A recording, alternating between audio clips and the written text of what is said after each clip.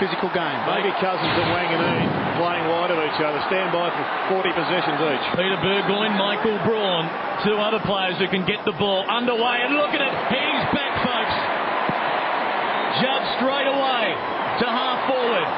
Nikoski. Great start. Eagles coming up if he's straight. And he is anything but that. He just didn't quite read the script, but it was a great start. Judd back in the team. First possession, Judd. Delivery superb. And, well, that's the standard today. We're going to have a great match. And it's Hunter who has taken the job on Treadray to start with as Port. They run their huddle. They split to the outer side. Wanganeen pops it in front of Primus against Cox. An unlikely foot race. The bounce kind for Cox. Embley to Cousins. Has time. Long ball. Hanson gave Chad Corns the nudge. Wakelin at the back. Gardner got him. Corns now can go to Walsh in the back pocket. Umpires wide for sound today. Matthew James, Dean Margetts and Stuart Wen. Kane Corns going short, and the mark taken by Dominic Cassisi, re-signed with Port this week for another couple of years. He is a former Perth boy, but the 22-year-old staying with the boys from Alberton as Dew goes to Treadray. Some contact, no whistle. Hunter doubles back, has Fletcher in support. Fletcher going to centre half back. This is Dean Cox. Playing very much one-on-one football at the moment, Port Adelaide. They're not letting West Coast get their free running game going early, although it is early. Staker, good ball wide for Hanson. Just the 9 touches and a goal against Collingwood and James Clement last week. Good ball here for Glass, who's gone forward, taking Lade with him. Going to Nikoski, he's off. Michael Braun a chance, finds an opening, 45 out for the opening goal.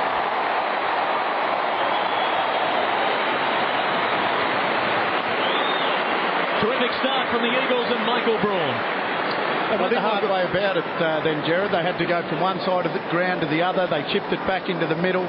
Found Braun on his own, but it really seems as if Port Adelaide are going to make this very difficult for the West Coast Eagles. I think Braun has actually got a one-on-one job with Peter Burgoyne. We'll confirm that shortly, but in the middle you've got Wanganeen running wide of Cousins, Judd and Cassisi, of course, and Stenglein looks to have a responsibility for Josh Franku. Here we go, guys. Watch the line, Coxie. Eagles on the board first as Primus has to wait for it.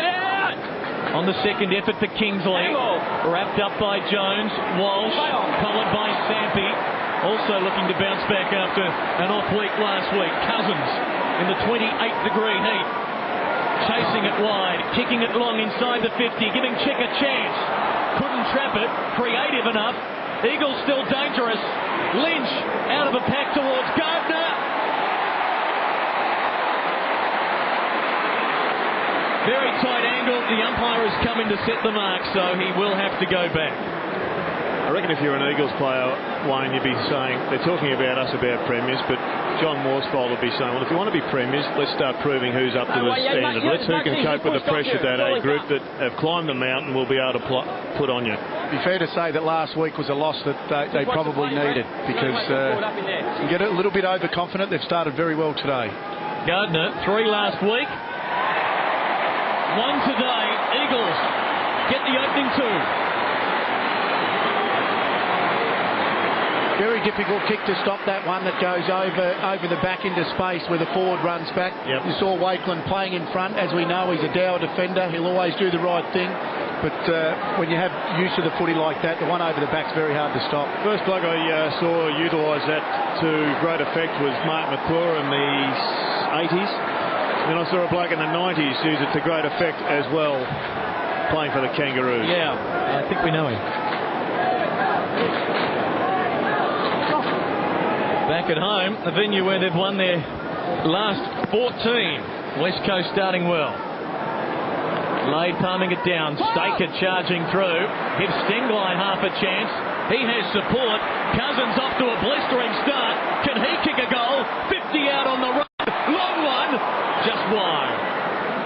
You made the call early, Gerald, that Gavin Wanganeen and Cousins look like they're playing on one another, and already Cousins getting a lot of space from the Port Adelaide champion. He's had 4 kicks in 4.5 minutes as Wakeland marks the kick back into play. Goes for Montgomery. Was ill and didn't train much this week. Laying it off by hand to Kane Corms. Interesting matchup on Treadray. It's Hunter. Is Kingsley going to that duo. Treadray just battering it down for Peter Burgoyne.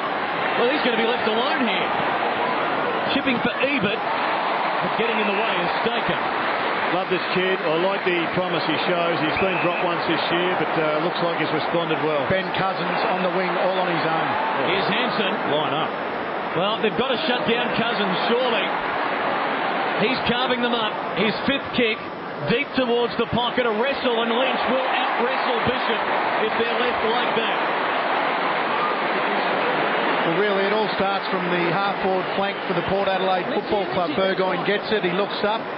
See if West Coast plays. It goes across the ground, and it's all West Coast. They're not manning up very well at this early stage, Port Adelaide. And they're using Staker as a player to play in front of Warren Treadray, particularly at centre bounces, and now they're just cruising one in front, one behind Treadray. So Port have obviously got a loose man in defence as well. And the view from behind Lynch is a good one for Eagles fans. What a start. 3 goals in 6 minutes.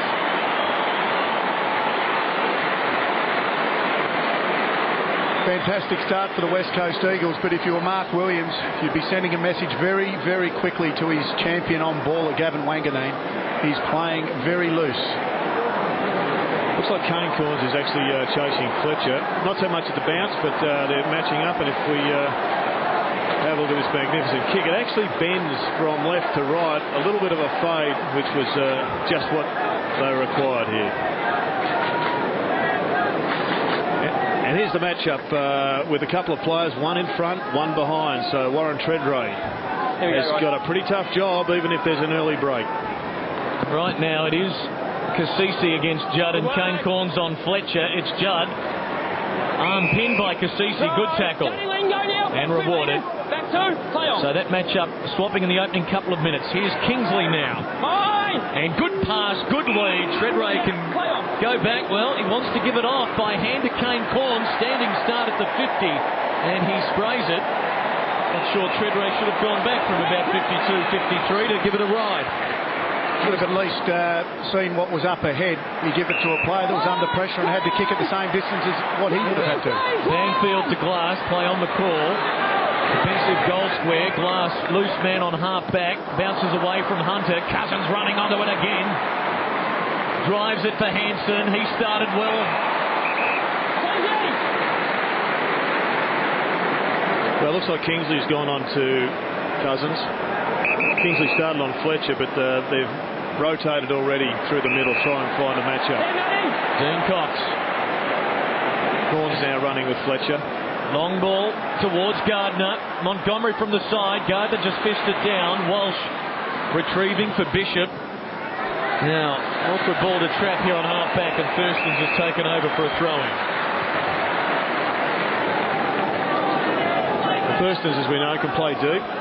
Kicked a bag of goals in the grand final, playing close to goal, but right now he's playing effectively in defence, and Staker's going with him the whole way. Whistle, holding on. They're going to be watching this closely, and Judd's got it. Well, let's hope this continues for the rest of the century, because it goes in for a week once a year.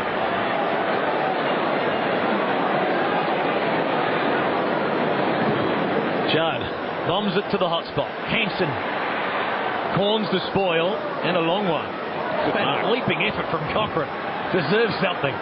Franco for Cassisi. Took a little too long. Holding the ball. And was pinned. And Cassisi says, I kicked it. Says he had long enough. There's been a little bit said about the heat today. It is a very, very hot day, and obviously West Coast Eagles train in these sort of conditions. I've just kept an eye on Ben Cousins. We know he's had a fair bit of the ball already, but he is out on his feet. He's very tired. He's used to playing in these conditions and training in these conditions. You can imagine how the power players are feeling. I wonder how many kilometres he's run already. Mark Nikoski has kicked just one goal. You were puffing coming up the stairs, Wayne. You've lost your fitness. In his AFL career. And from 50, this is a helicopter kick, but it's effective. Just missing to the right-hand side. reckon he would have done, how long has he been out there? Best part of 10 minutes. 10 minutes. He'd be doing near on 3-minute Ks, so he'd be up to the 3-odd Ks. He's having a good crack at it, just power running up and down the ground. Kingsley towards Chad Corns, gets rid of Stenglein, feeds Peter Burgoyne. Welcome back, Peter. Away on the wing, chipping deftly to half forward. Off the boot of Ebert, it ends up with Embley. Good ball for Dean Cox. Now he's off, delivering to loose men in midfield. Nikoski. Good signs for the Eagles. They want it. They've come to play early here. Long ball towards Sampi. Might not reach him. Oh, he comes out hard again. They are attacking the football with vigour. And here's Gardner. Wonderful movement. It's not great signs for Port Adelaide. They're zoning off even through the midfield. You see them sitting back waiting for the long kick. And the West Coast Eagles, they won't do that. They'll pinpoint plays. They're a very skillful side. And you see then they've pinpointed it all the way to Michael Gardner, who has a shot at goal. He doesn't do it very well. No, pinpoint, not the phrase to use in that sentence describing Gardner's kick. Steve Monaghetti has just rung through and he says if Cousins is doing 3-minute Ks, can he get in his marathon training camp for the Commonwealth Games coming up? I didn't want to say anything, Gerard. I did think that was a little too far. A bit extravagant. Now, Power still under some pressure. Primus working hard to get to the ball. Can't hang on to it. Tackle by Jones. Dew, short, Cochrane. Playing game number 100 today in finding Primus. And now Kingsley can run. This is better for Port. Treadray. Got him. Got it. No, knocked away at the last moment by Hunter. Kane Corns. Ebert. Just inside the 50. Missing to the left-hand side for Port's opening score. Now, we'll probably talk about the heat a fair bit today. There's a lot of interchange plays coming on and off. I'd say that Stewie Dew will feel this heat more than most players, and he come off at his feet. He hasn't really been near the ball, but very, very tired. Already they've made a change, bringing some more legs onto the ground in Pickett with big Matthew Primus, who started on the back of the square, and that's why the Eagles had an extra man in defence. He's come off for a rest. Stenglein to Braun, now Cousins with his 7th kick, long towards Hanson on the outer wing. Boundary throw. Daniel Kerr coming on for his first run. He is going to be tracked by Kane Corns. Fletcher off. Port Adelaide, 3 wins, a draw and 5 losses, beginning this round 11th on the ladder. Haven't strung back-to-back wins together this season. They beat Essendon last week. This part of a tough road double there in Tassie next Sunday, playing the Saints. Franco away. Port once, twice, slipped them both. Peter Burgoyne now. Penetrating kick and a good one for Treadray. Carries him though. There's some holding and the free kicks the Eagles. Well, it's just not working for them at the moment, the one-man forward line. They've done the Peter Hudson trick and cleared everybody else out for Warren. And he's just not finding the footy at the present time. Just didn't lead then, Jared. He had the opportunity to lead. It was coming through the midfield without a lot of pressure and decided he wanted it long. And when it came in long, he was in the wrong position. Check over the head of Gardner for a boundary throw-in as Mark Lacroix, the 18-year-old, makes his AFL debut. Brother Brent playing in the victorious Kangaroos team in Brisbane this week. He was the 37th pick in last year's national draft. A new career begins. We've seen more than 50 players make their AFL debut already in 2005. Gardner knocking it down. Braun unable to get away. Shattuck near the boundary line is dumped over it for a throw-in. Tackle. Well, Kingsley and Cousins look like they're now going together.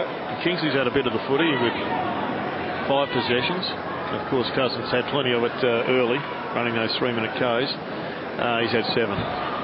Shattuck with the clearing kick. Here's Cousins again. This time for Sampi. He's a goal sneak. 48 metres out. Just misses to the near side. Crowd was up. The interchange is running hot. Stuart Dew now back on the ground, so it wasn't a long rest for him. Probably just got a message from the coach. Chad Corns on half-back for Wakeland. Sure. And where to go? Targets Peter Burgoyne. Ash, thank you there now. Averaging 23 possessions a game in the 5 matches he's played this season. Kingsley running with Cochrane. Come coming into this match, I thought that the great strength of Port Adelaide would be that they could have the really tall forward line. It laid down there, Primus down there, Thurstons. And yet they're going with a very mobile forward line, almost trying to block up the defence of the Eagles, or the attack of the Eagles, and get it in quickly. Here's Wanganeen. Centering ball. Chicky, hold there, Chick. Laid the mark. Sold Peter Burgoyne into some trouble. Good legs. Did well to get away from Braun. Now Byron charging from midfield to the 50. Unloading a bomb. And just misses to the right-hand side.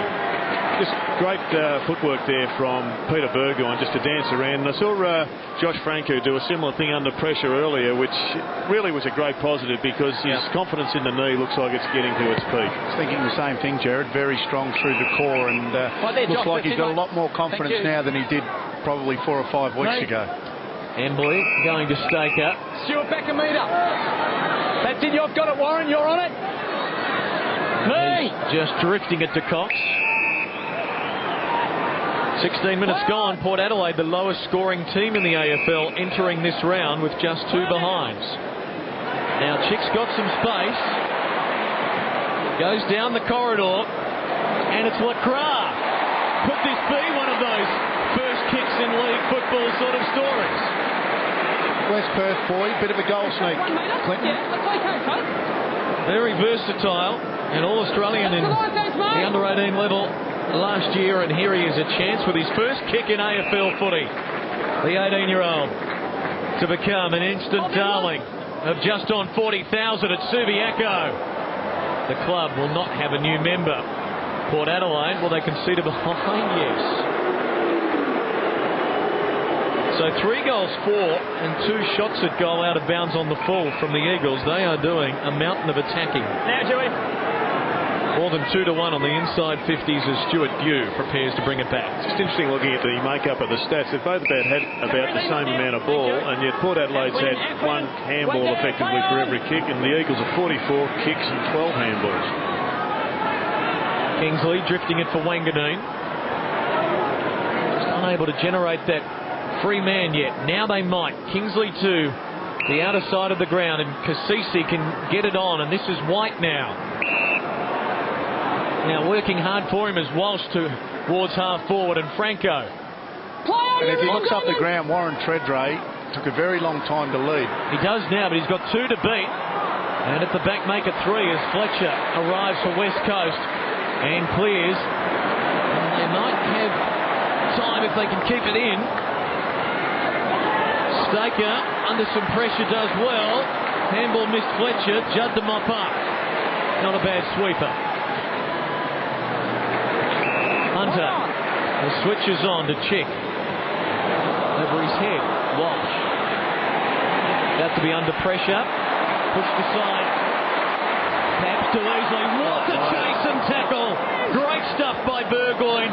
Turnover. Walsh to Ebert. Hold there, Drew. And it deserved plenty, that chase from Burgoyne.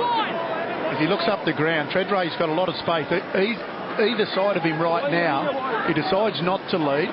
Whereas he had both sides, Jared. He could have led left or right. Decided not to. Now the Eagles are just dropping players back to prevent him from going wide. And Ebert drops it off short for Wade, who would, well, the man at the mark will be at 55. Wade will have to kick this 57 or 8. A tough ask. Treadray leads to the pocket. That was turned down. You saw the lead of White. When a player gets the ball outside 50, as Ebert did then, your eyes light up, you know you've got space either side of you. You've got to go straight away when the numbers aren't back there, and Treadray just didn't want to lead. Well, Lade's kick, though, is a beauty. That carries the goal line comfortably for his first. Yeah, he's almost the best shot for goal that this club has got, Brendan Lade. His on-song is as long a kick and as accurate as a kick as you'd like, but that is why it came about. A magnificent tackle, an inspirational tackle, and something that Port Adelaide needed. A great goal by Brendan Lade, but if they're to rely on goals from 60 metres all day, they're going to have a very, very difficult afternoon. 11 goals, 4 for the season for Brendan Lade now. Port Adelaide's first, taking all of 19 minutes. Lade in the ruck against Cox. Port might get the centre clearance. They do. Cassisi driving it to half forward. Good use of the body by Staker, getting rid of White.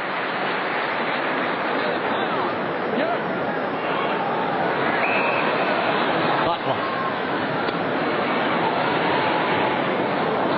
Down the line. And Kerr, the mark. A little extra attention draws the crowd's ire, but not the umpires, from Byron Pickett.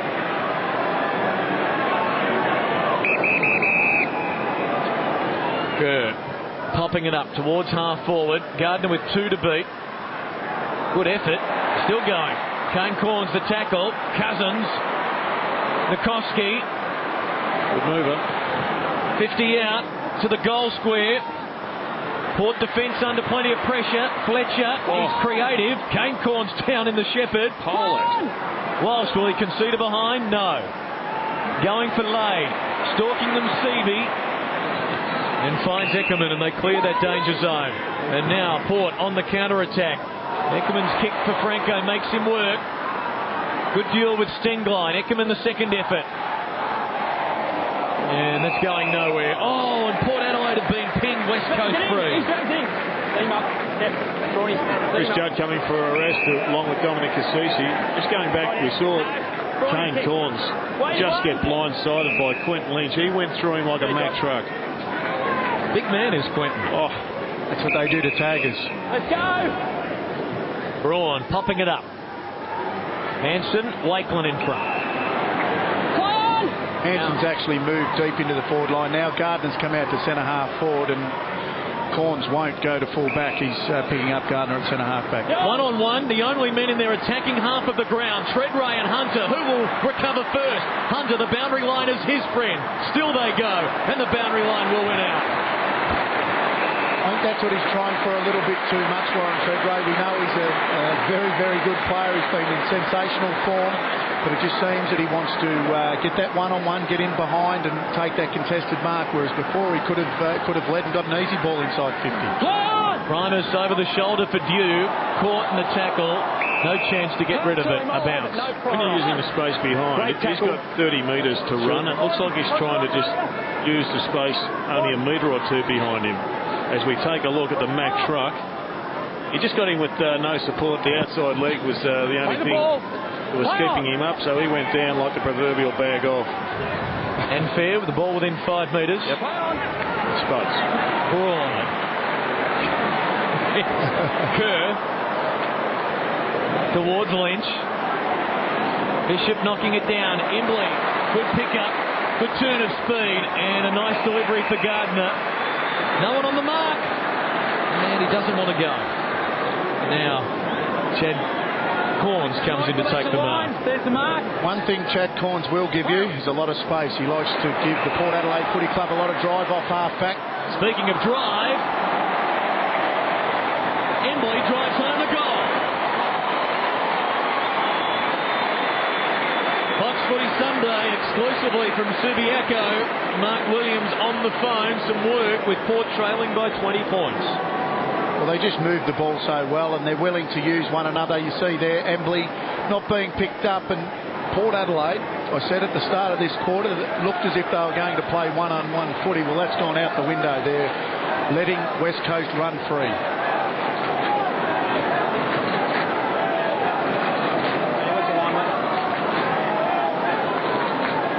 Embley's goal, career number 100, coming a game after he posted his century in games. Look it out! Hasn't got it, Josh. Stampy the free. He didn't even take possession. Yeah, he didn't take it though. Thanks, Ben. Play on. Stampy going to Jones. The defensive, I didn't know he didn't have it. Don't chip it. Not exactly a winnable one. The kick to centre half forward. Good defence by... Oh, boy, ironed out. Stenglein cannoned into him. Peter Burgoyne wants to go on with Embley. That was... Wait. A delayed reaction. I don't think a lot of the players saw it, because it was an after... Eckerman the man, and crunch. Really, Tyson Stenglein didn't move a lot. He basically just stood his ground, as you see here. he stood his ground. He basically ran straight into him. As he ran into him, he tensed up so that he could obviously deliver the bump. There wasn't too much malice in that. The end result is very serious for Ben Eckerman, an 18-year-old out of Sturt, just his 4th senior game of footy. And the final look. Here's another look.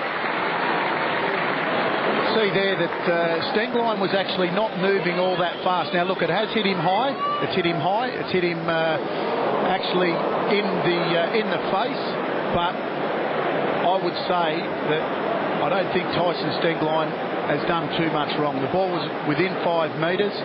The young fella fumbled, and he's in a little bit of trouble. Let's hope all's well and there's not too much damage done to the young kid. Jared, do you want to weigh in with that one? Oh, look, I think Wayne is essentially right. It's one of those circumstances that slow down. You think you can make 100 choices, but Stenglein was immediately going into tackle, and he fumbled the ball, and then the opportunity presented itself to take him out with a bump. Now, I would suspect he had no idea of premeditating a head-high bump. That's where it hit him. That's why he'll probably be looked at. Whether or not the panel decide that it was outside the rules of the game is going to be, once again, a controversial week in footy. Just for the people at home, when you look at that particular bump and you see that his shoulders hit him high, and it's an automatic thing that when you hit someone with your elbow into your side of your body, it's a natural reaction as you go through with the bump for your elbow to come up here. You see Stenglein hit him with his shoulder, and then after it's an automatic follow through for the elbow to come up. So just for those people, he hasn't hit him with an elbow. It was actually with the top of his shoulder. So a significant pause in play with West Coast leading by 20 points, and it's one of those classic ones. It's going to be a tense few minutes here, and the umpires will have to be right on their game, because there was certainly a response from the Port Adelaide players. There will be, and there was a response, and you would expect there would be a response, and you'd expect that they will play some pretty tough footy for the next 5 minutes and hopefully for the rest of the game. But they will also know that there was just one of those moments. It was the car accident type of situation in football where the circumstances just prevailed. It gave Stenglein the opportunity. One man was relaxed, not knowing he didn't have the footy, so he wasn't prepared for the bump. The other man, Stenglein, saw it. He tensed up and effectively took him out. Let's hope Ben's all right. Looks like might be just a little bit of concussion. Let's hope that's all it is. So as he makes his way off, a look at the ground reveals that there is no one behind Adam Kingsley there in the Eagles forward line in the middle, as we're tempers are on edge just at the moment. This is the huddle of all huddles. If Kingsley kicks it into the man on the mark, look out. Now Byron Pickett goes to ground, perhaps trying to elicit a free kick. And now we're underway as they split, and it's going to be Bishop on the outer side. The space is on for Ebert and Treadray to lead. Kane Corns will go to Treadray. He's a long way from home. Hunter flies, no mark. Banfield, Fletcher, and now they'll scramble back to their positions because West Coast are away. Gardner's on the fly. Hanson should get it on quickly. Oh, he's taking time, and those holes are filling rapidly. And this is what I think people hate about possession football. You've got a bloke here that should have been rewarded in Gardner. Keep the flow going, keep the spontaneity going, rather than just a cold, calculated, slow movement of the ball forward. Wasn't too happy, Michael Gardner, and I can understand why. He worked very hard to get to space. Butler to Judd, kept his feet. Cassisi, good second effort on the tackle, held in a bounce. We saw earlier in this quarter Peter Burgoyne get out of a few tackles. Chris Judd's exactly the same. They're guys that aren't massive guys, but so strong through that core, Jared. Primus and Gardner. Wanganeen caught by Kerr in the back. That's the classic one from Gavin Wanganeen. He drew the free kick and an advantage has been paid. Coming up to the final minute of the opening term as Montgomery delivers nicely for White. The best I've ever seen at drawing a kick, Gavin Wanganeen. Not to say they're not there, but he's the best at it. Kingsley. Port Adelaide have been absolutely the equal of the Eagles at getting the ball to this part of the ground, but they're just breaking down with this kick. This one looks like it's going to work. Kane Collins with a circus catch. And now a shot at goal can have Port within 14 points in the shadows of quarter time. The reason why it worked is because Corns was able to get behind his opponent, and Warren Treadray got it in there quickly and long. If you hold that up, then he's not able to get in behind his opponent, and Fletcher's able to get behind him. Therefore, it's a chip kick forward. But very good play, Warren Treadray, able to get it over the back. Having a great year, Kane Corns, by way of numbers, averaging 22 possessions a game. An important one here, and he delivers a goal. The power needs it. Kane Corns delivers. Well, he's one of the elite midfielders of the competition now. He's was very unlucky not to be All-Australian last year, and he's on track to be putting his hand up again for selection this year. Brilliant grand final, as we all know. Premiership player now, and a bloke who's going to have a long career that may end up being inclusive of a captaincy at Port Adelaide. And what makes Kane Corns a very good player is he's tagging Fletcher, but he's able to run off him and put pressure on him the other way, and while he's doing that, takes Fletcher off the ball. Raw numbers, he's got 6, Fletcher 4. Back in the centre in the waning seconds, and here's Kane Corns again. Hacks it out of mid-air. Dew tries to shovel it on. Sampy's got it, and that should do us. Well, intriguing opening term. The Eagles had 3 goals in the first 6 minutes, but it was relatively even after that. Yeah, it was just once again, it was just forward structure. I think they will look at that, Wayne, and that's your department. But the Warren Treadray really just needs to take better advantage of some opportunities. I think Warren Treadray, look, we know he's a gun player, and I probably look at forwards more than others, but I just think he's got to lead a little bit more, and if he leads a little bit more, they might kick a few more goals. West Coast.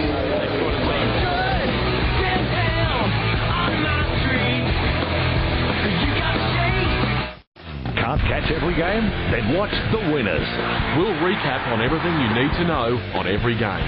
Tonight from 7:30, get all the highlights, stats and post-match reaction from every game with this week's host, Jim Wilson. It's footy's ultimate wrap. The Winners, tonight at 7:30 p.m. local on Fox Footy Channel.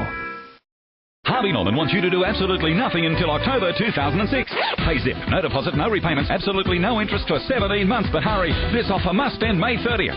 Now's the time to buy the latest in computers, electrical, furniture, bedding, bedroom furniture, and much, much more from Harvey Norman and pay nothing for 17 months. No deposit, no repayments, no interest until October 2006. But be quick, you only have until May 30th. Don't miss the boat. Hurry in now and buy on 17 months interest-free at Harvey Norman. Hurry! Go, Harvey Norman, go!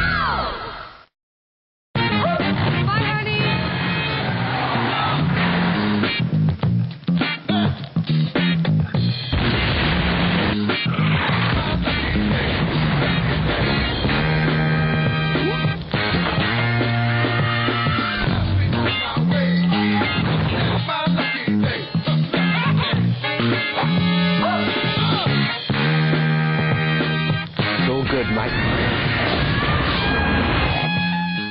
He kept it alive. He looked down. Jones!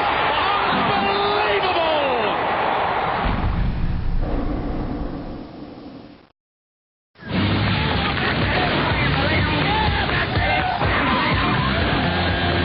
Introducing the big new Toyota Hilux, the world's first action utility vehicle. First ever V6 4x2 Hilux, delivering 175 kilowatts of power. Get in or get out of the way.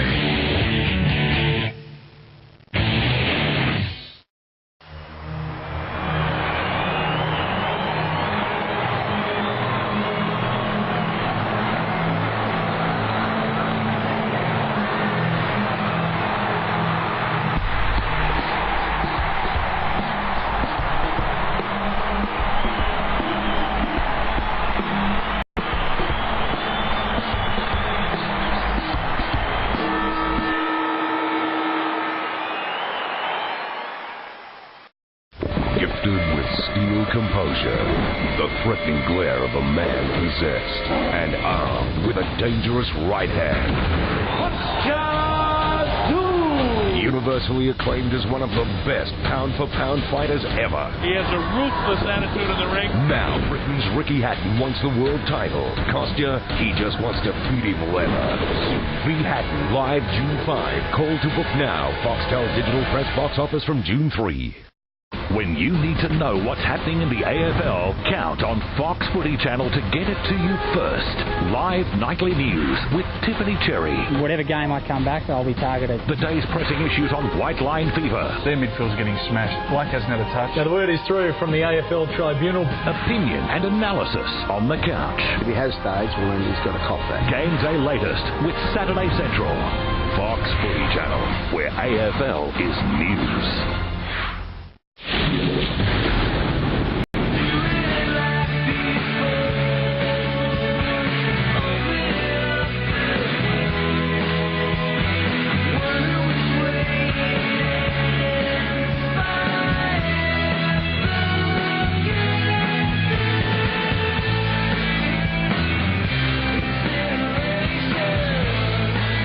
Plenty of highlights for the sold-out Subiaco Oval crowd of just on 40,000. Enjoying it to quarter time. The lead 14 points for the home team, 4-4 to 2 goals to Kingsley, the leading ball winner for the Power with 10 touches. Cousins with 9. The bulk of those coming early for the Eagles. 28 degrees, as Michael Thompson has told us. Pretty nice boundary side, Tomo. Oh, absolutely beautiful conditions at Clinton for football. Ben Eckerman, he was stretching from the ground. He is conscious. He is answering questions from the club doctor. They're concerned about his neck and the movement in his neck. They haven't called an ambulance at this stage. The news is generally quite encouraging there. He's understanding what they're asking him. His answers are the right ones. So conscious, and at this stage it looks pretty good for Ben Eckerman. Michael Gardner was just getting treatment on his leg. He received a pretty nasty gash down near the base of his shin. That's been bandaged up. He has rejoined the group. John Worsfold getting the message home. They must make full advantage of their opportunities, convert their opportunities. Mark Williams, pretty happy with that quarter, particularly the last 5 minutes. And gentlemen, it is getting very hot. That quarter we had 21 different interchanges, 10 for West Coast, 11 for Port Adelaide. Thanks, Michael. The Eagles began their trainers setting up in the sunshine for the quarter-time break, and that was moved into the shade like the Port Adelaide team. There were 2 matches played earlier today in round 10 of the AFL at Amy Stadium and the Telstra Dome. We've got the final scores of those games coming up, so if you want to catch a replay later and treat it live, best you look away now.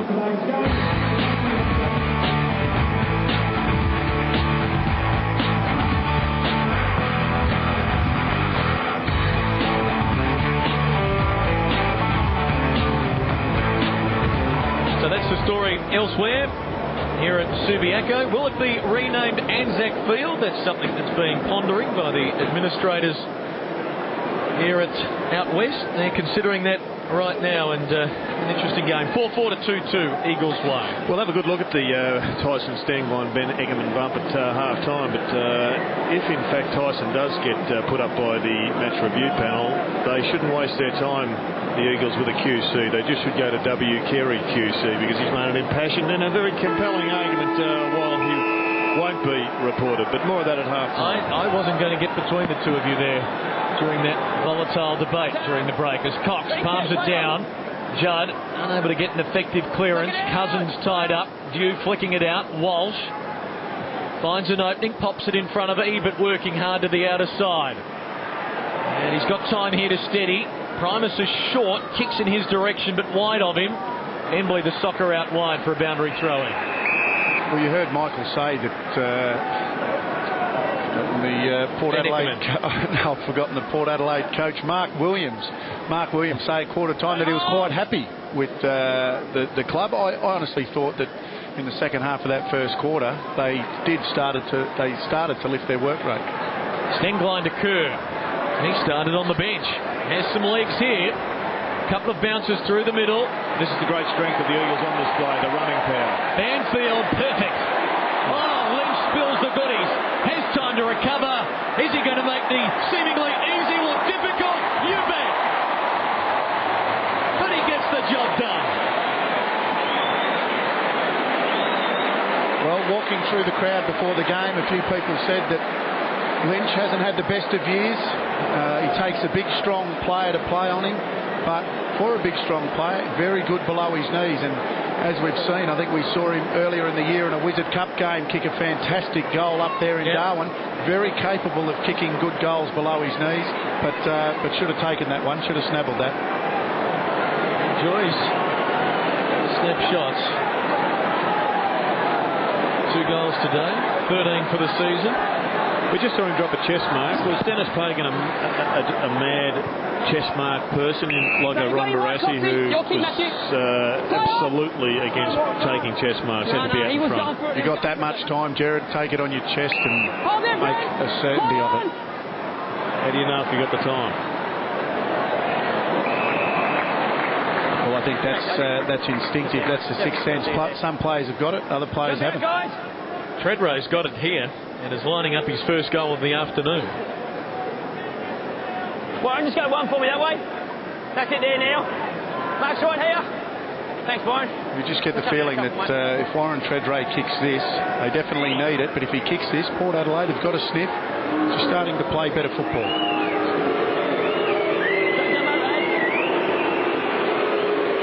Tredrea should kick it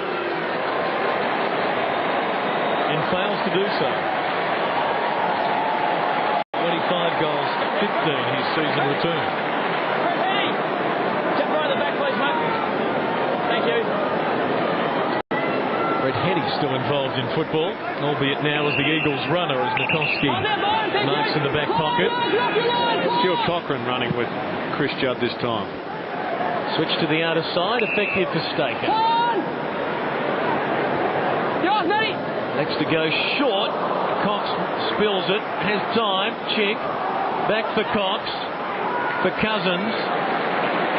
He wants to go, delivers for Hunter. Some class from the skipper setting that up. Judd, space for Gardner to lead to. Wakeman the spoil, Burgoyne under pressure. Walsh hemmed in on the boundary line. Well done, a cool head. In a volatile situation, Wanganeen's got Primus and he can have Franco or Montgomery. Might go to Montgomery in the centre corridor, now leading towards the wing. He does, and Montgomery's got it, and Port can go. Some run about their game now as Cochrane lays the handball for Stewie Dew. No one home, chips it short on the lead, Eckerman. Ebert rather, it was a good spoil by Chick, and Glass now goes wide. Bounced awkward for Cousins, has time. Tredrea closing fast. Good shepherd in the end by Glass. Chick though, now Cousins popping it out on the full. It was his only option, Stewie Dew, as he come through the middle of the ground just a minute ago. He looked up and there was a sea of West Coast Eagles on the goal line. Primus.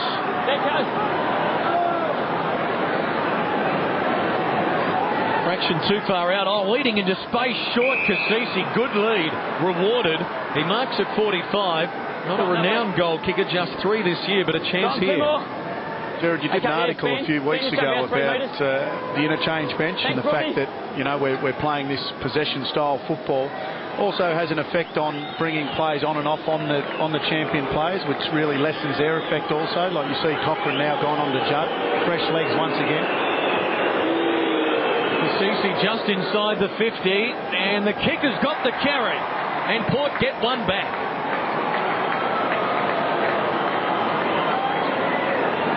Yeah, the ability to be able to rotate players on the midfielders obviously is one way of taking the steam out of those guys. I noticed actually when Ben Cousins went forward, as soon as he went forward, he was on Walsh for a split second, and Walsh just charged to the other end of the ground, effectively not allowing Ben Cousins to rest. So they're getting run around in the middle by fresh players, and then as soon as they try and rest on the field, they get charged up and down the ground. So tough work. One in, guys, one in. Straight at it. Cassisi making Chris Judd think now. Cox and Primus contest a perfect bounce. Cox on the way down for Cousins. Tumbles the ball wide. Braun. Fletcher. Kane Corns for Dew was good. Wants to get on the left for Peter Burgoyne. It's not 15. Takes on Judd. That's risky, but Burgoyne is looking good here. Oh, the kick is wide of Lade. Check. Oh, innocent. Primus was writhing at him, putting the pressure on. And Port do well there to force a bounce. I think that Cassisi-Cochrane swap was actually just a temporary one. Cochrane is running along with Embley, whose reputation is pretty significant now with every other club as to his importance to this Eagles side. A true wingman, there's not too many of them left, but he certainly is one. And Cassisi is really shadowing Judd. Oh, Primus winning it down. Pickett nearly, but not quite. Curve for Banfield. Now has Glass short, and it's a good kick for him. Glass needed to mark that and did. Brown say kick at the brawn, he does. Defensive side of the outer wing. West Coast by 13 points. Now short ball, Jones. Risky, stolen by Wanganeen. Port off to the races. Ebert. Good marking. Low down in front of Chick. As he looks up though, there's probably 3 loose West Coast players in the forward 50. He pops it towards Lade. Running back, Staker knocking it down. Treadray coming in late. Hooks it from the boundary line. Needed a very kind bounce, didn't get it. He was a bit stiff in the end. It was a pretty good attempt just to get it even close. And another example of his incredible agility. I wouldn't say West Coast are flooding, but they're definitely getting numbers back in front of Treadray. I think it's the tall midfielders they've got. It's the Stakers who, in many ways, is running as a tall midfielder, and also Cox just pushing back with Primus and the like hanging around the midfield area. Stenglein pops it up 2-on-2 on the wing. At the back, Cousins slipped away from his opponent. Delivers to half forward perfectly for Hansen. Lead provided by Gardner running hard. Will he get it? No. Wakelin, the disciplined defender, knocking it down. His twin a good game for the Magpies this weekend, and Walsh has got Burgoyne. And he just sort of glides along this turf. The kick letting him down, but Dew mopping up. Burgoyne and Cousins, great duel.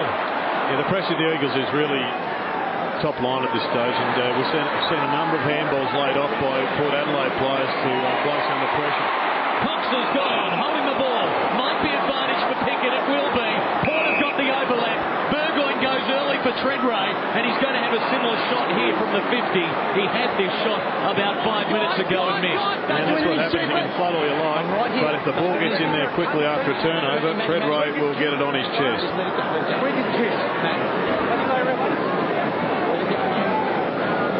Warren Treadray with 2 behinds this quarter, and a chance here to make it a 1-goal game after they spotted West Coast a 20-point start.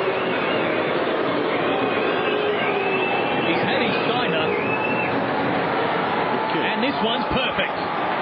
Treadray's got his first. Port with 2 in a row. And all of a sudden, Port Adelaide have made this a real contest. They're winning the ball through the midfield, which they weren't doing at the start of the first quarter, and using the ball a lot better. And you see there, when the ball was actually won, Treadray coming forward to the ball. You can see it in the background on screen now, rather than calling the ball long. He was starting a good 15 metres up from where he had been as well, giving him the chance to get it on the 50. As opposed to deeper in the back pocket. Here we go, guys. That's the line. And a change has been made with Glass going on to Treadray now. Under out to centre half back on load. Cox knocking it down for Nikoski to Fletcher. High ball to Gardner and Wakelin. Walsh in support. Hansen won't let him go. The tackle was high.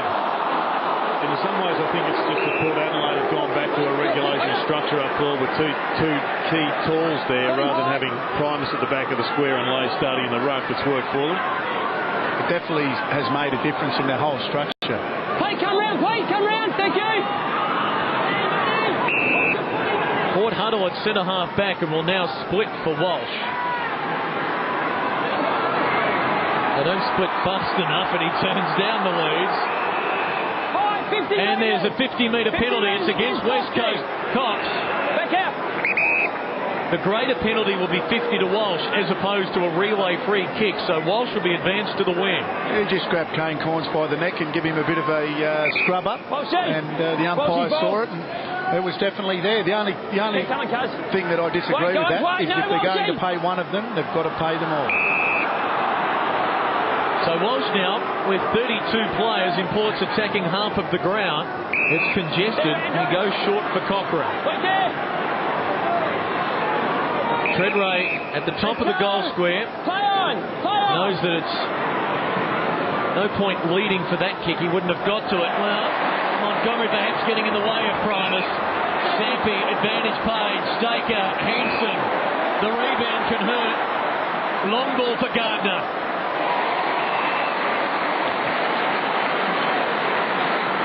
Tightish angle for the big man, 45 out.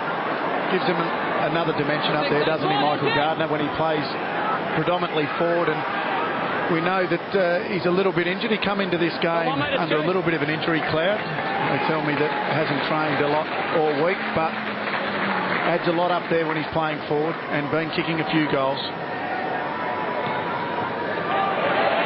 The kick is close, but just missing to the right-hand side. It's a potent forward structure, though, when you've got Gardner and Lynch, and you've got McDougall to come into this side, and Hanson can force his way in, and Hanson got some calls, and they just sit in the goal square. One leads, generally Gardner, the other one comes in behind. Jared, I made the comment a couple of weeks ago that Ashley Hanson is just about the most important player in this West Coast side. He reminds me of Carl Langdon when they were a strong side. Not the best player in the side, but very important to their structure. If he can stand up at centre-half forward all year and do what he's doing in competing, they'll go a very long way to making the grand final. And perhaps significantly, he was well held last week. And the only loss for the Eagles this season. This is Toby Thurston's with Port Adelaide within 7 points. And a chance now at midfield to get some run. Cochrane pops it out in front of Walsh. Needs a kind bounce. He'll get it. He's got to step on Braun. He's got the advantage. It's he the one to catch. Cochrane. Now Kane Corns. Delivers to half forward, but it doesn't reach Treadray. And Cousins, the leading ball winner on the ground, his 14th touch out wide for Kerr. It was an interesting decision to kick that ball from Cochrane to Walsh, given that he's always going to be under pressure rather than look up and go down the corridor. Nice leap from Chad Corns to mark. Gives to his brother. One will be happy. This is Wanganeen to Chad Corns. Some space, although Hanson's closing. Corns gets a good kick to half forward for Wakeland, for Walsh. Going a little quickly.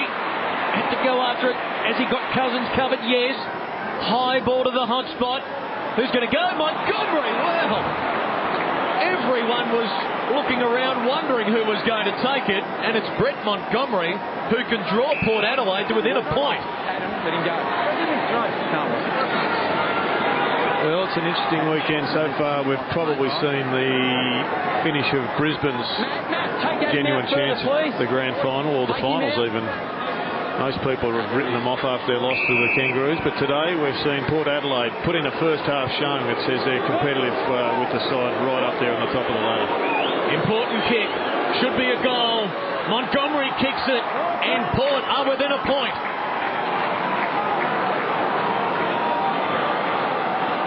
It's a wonder you don't see more of that with Montgomery. We know he's very strong overhead. Off half back, he often floats across packs and takes very strong marks, and on that occasion able to drift forward from a half back flank and take a mark at the top of the goal square. A lot of looking around there. Montgomery celebrates with Byron Pickett, and halfway through the second term it's game on. 100th career goal for Brett Montgomery. Game alive. Lade and Seavey. Judd gets it away quickly. Port will get there first. Pickett got by the lunging Sampi. His teammates dash to the outer side. The goal kicker Montgomery has got Shattuck on, and he'll have Thurston's. He elects to go to Chad Corns. He'll go to Thurston's, dashing for it. And he's got a nice mark too, bouncing off Kerr. 55 out at right half forward. Port Adelaide 20 points behind a minute into this second quarter. On the verge of perhaps taking the lead. Loose checking by the Eagles. Fletcher arrived though to knock it away from Shattuck. And the chance goes begging. Fletcher's kick however smothered by Kane Corns. Thurston's to get another go. Hot football right now. Staker goes without it. Treadray brought down. Judd emerges. Delivers short. and effectively for Hansen. And Judd's one player that just hasn't found the footy today. That was his 6th possession, so Kasisi doing a pretty good job. Embley towards half forward. Sampi, always dangerous on the left. Not swinging it back enough to double the lead.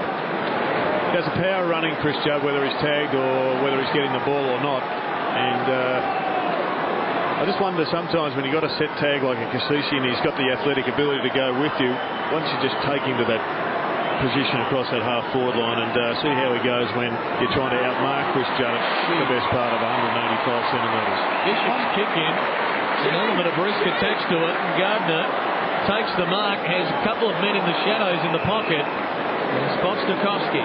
It's one thing that we haven't seen John Worsfold do a lot of with Judd is send him forward and say, okay, if they're going to tag you, let's see if we can get a couple of goals while you sitting. It gives him a rest and also allows him to basically break the tag by kicking a few goals. I reckon it'd be pretty tough to stop leading out of the goal square.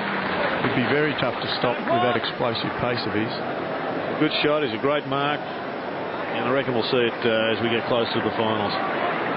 Dukowski still awaiting that second goal, a behind and one out of bounds today. He's got it. Eagles by 8 points.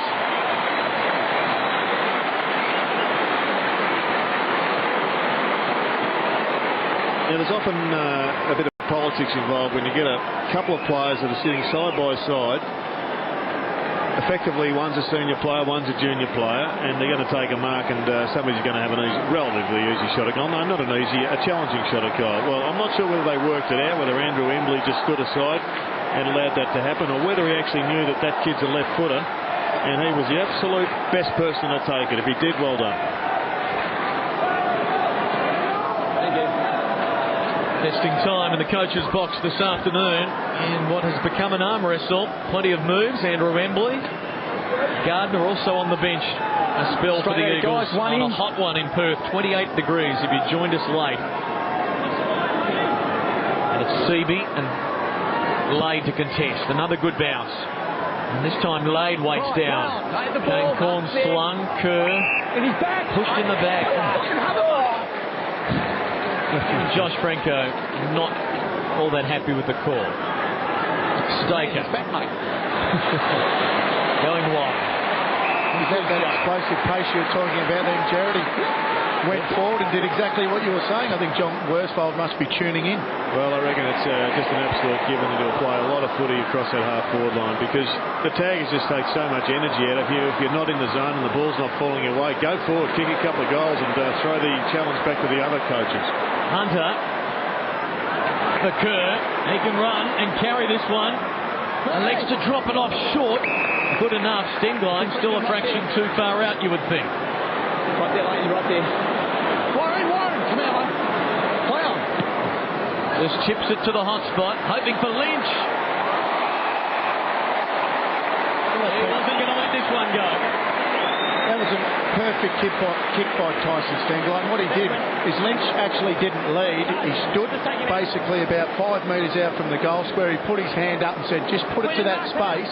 He was in front once the ball was kicked to the space. He pushes off his opponent and has an easy mark. Good lesson for all forwards, and also on ballers kicking to their forwards. Don't have to lead sometimes, you just have to put it to their side. Lynch now lining up for his third.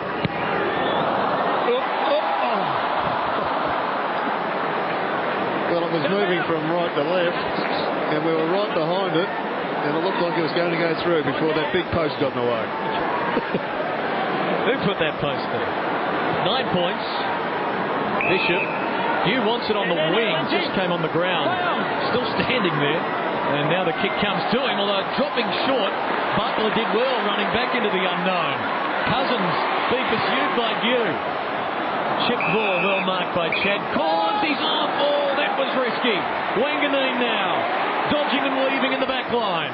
Goes for Dew. And happy to see this one arrive.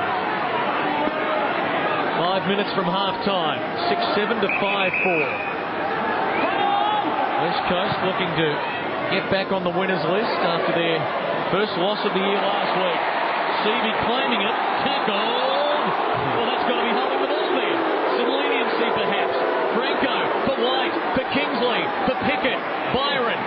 centre square.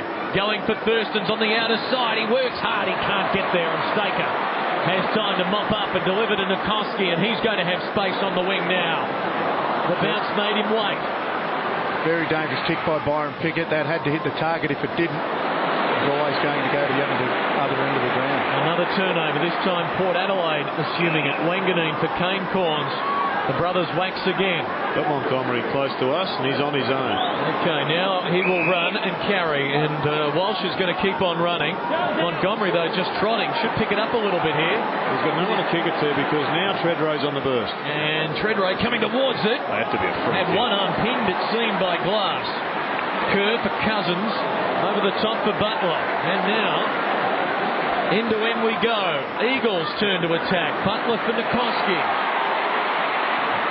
Bombs it long to a 1-on-2. Sampi. Wanganeen, now Chad Corns. Well done, Gavin Wanganeen.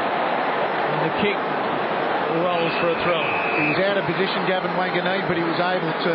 He basically did a pirouette, but took his eye off the ball, then back on the ball, and Ashley Sampi had the sit, just didn't get a jump at it. Dangerous 3.5 minutes coming up. I think the Eagles have got just a few more players with run in their leg in this side, and they just look like they've spent a lot of petrol tickets, Port Adelaide. They've got to hang on and see if they can pinch a goal. Pickett. Plenty of space at this part of the ground. Fingertipper for Hunter, couldn't hang on. Recovered very well. Delivers smoothly for Banfield. Sense of inevitability that West Coast are going to break through here in this burst. Seavey for Nikoski.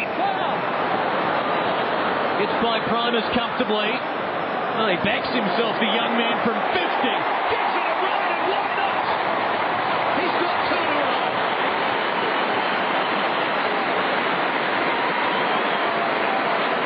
We spoke about the heat before the game, and it just seems Port Adelaide putting up a dour effort. They've got right back into this, but it just seems the last 5 minutes been a little bit flat. West Coast just got a little bit more run in the legs. Yeah, they look like they're just in a spell here, the West Coast, where Port Adelaide have really worked hard this quarter to get back into it, and they've just got to hold on and make sure that they don't give up all their good work.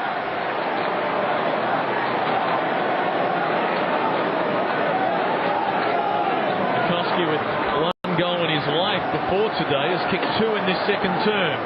Eagles with 9 more inside 50s. The possession count, though, still just about even. Important final 3 minutes either way. A goal would be crucial.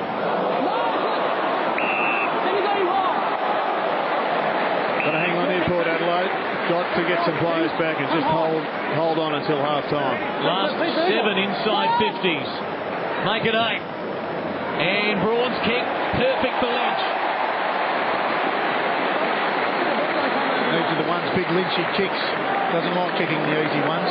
Likes kicking the ones from the boundary. Drops easy marks and snaps them around his shoulders. What's he aiming at here, Wayne? Aside from being deep in prayer.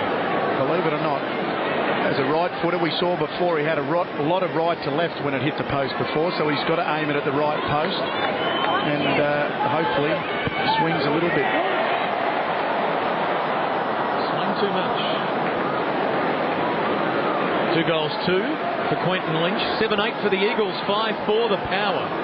Pushed Treadray up the ground here, the Power, and they've got Thurston's playing deep now. Stuart Dew with the kick back into play. That's a short pass for him. Play on. Gee, hard one to read this, that play on from the umpires. Walsh to Kane Corns, turnover, Sampi. Pops it up. McGrath's going to fly, Lynch waiting down. Still going, the big man. Was he caught high? Yes.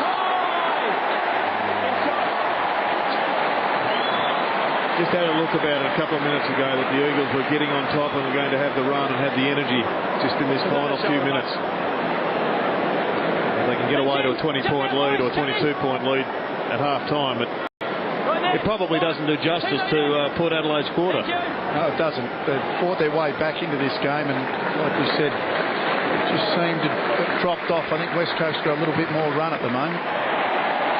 Lynch has got 3 goals.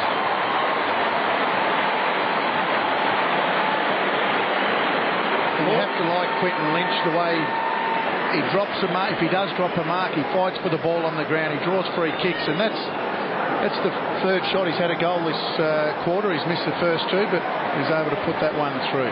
Big body too. He clears the path. He gets down and gets dirty. And that time he drew the free kick.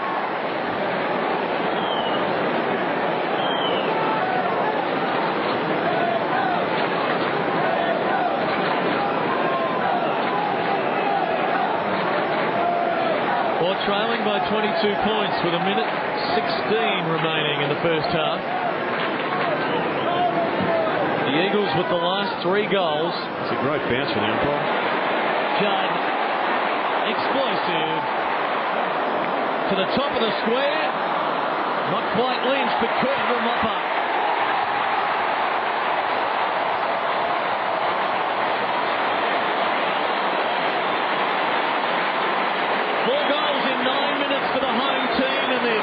This one right open. And that's classic football. Tap, Chris Judd, long to the goal square, Lynch a contest, curve front and square goal. That's how the West Coast Eagles want to play their footy. That was superb football. And Daniel Kerr, there's a lesson to get front and square to the pack. Beautiful goal. How the West was won. 28 points the lead. It has been a simply disastrous time-on period of the second quarter for the visitors. Close to within 1 point, had a chance to take the lead. Will go to half-time. Well, at this stage, close to 5 goals down. And so very hard to come from behind by that much at this ground. And I reckon there was a good lesson for all midfielders. Chris Judd wasn't getting a lot of the footy. He went forward, had a rest, re-established it, rebooted the computer, if you like. Most of all, he gave his legs a chance to re-energise, went in there and just gave us the biggest power effort of all time, charged away, and he's back in the game. Franco tumbles one towards half-forward. Port have struggled here this afternoon. And again, it's predominantly Eagle jumper there. Embley for Braun. Hunter for Fletcher. That was good. Still time. Fletcher delivers inside the 50, over the head of Jones. He recovers well. Surely not another one. Oh, they're on fire! This is why they are number 1. 5 unanswered goals in an 11-minute burst. And the Eagles are suddenly double Port Adelaide score. And I think what we're seeing here, Clinton, is the difference between Port Adelaide this year and Port Adelaide of last year. It's that second division midfield that just is not there, and why sides with the full quality or full quotient that the West Coast have got, they're able to just sustain it for that little bit longer in each quarter. 15 seconds from half-time. It's 10-8 to 5-4. Time again, guys. Straight at it. Mark Williams and the power coaching staff stunned by this onslaught from the top of the ladder Eagles. Judd will be tied up in what will be the final act of the second stanza, and more than 40,000 here at Subiaco this afternoon will stand and cheer the home team, because at half-time West Coast are well in control.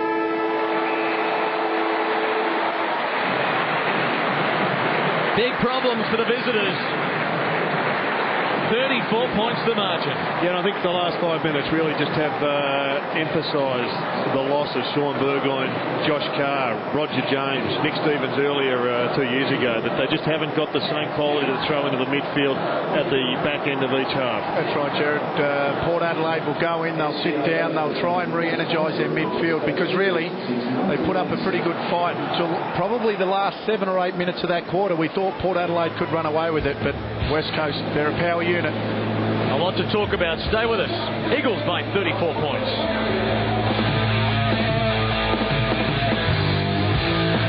Monday on the couch, AFL Supremo Andrew Demetriou joins Jared, Mike and Robert to discuss the state of the game, the controversial tribunal system and his blueprint for the future, and the G-Train. Fresh from his 200th game, St Kilda full forward Fraser Garrick. On the couch, live and exclusive, Monday, 8:30 Eastern. You get more for your dollar at Bunnings Warehouse every day.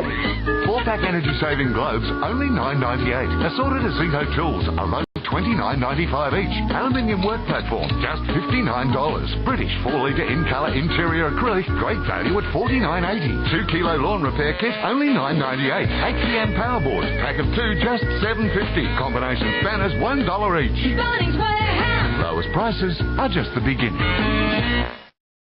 Harvey Norman wants you to do absolutely nothing until October 2006.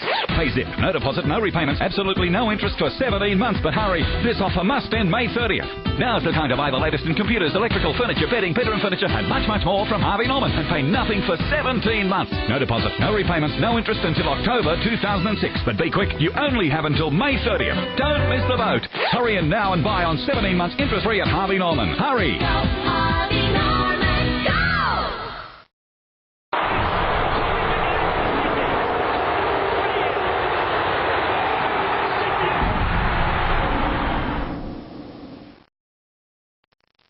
It's 1990.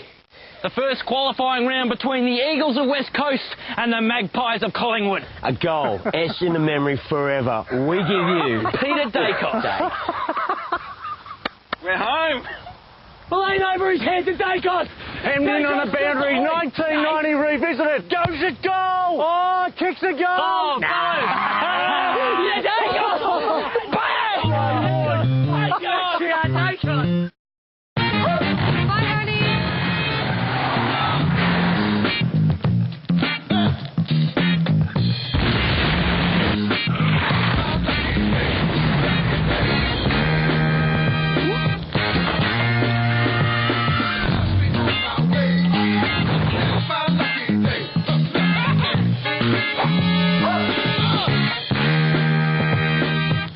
Good, mate.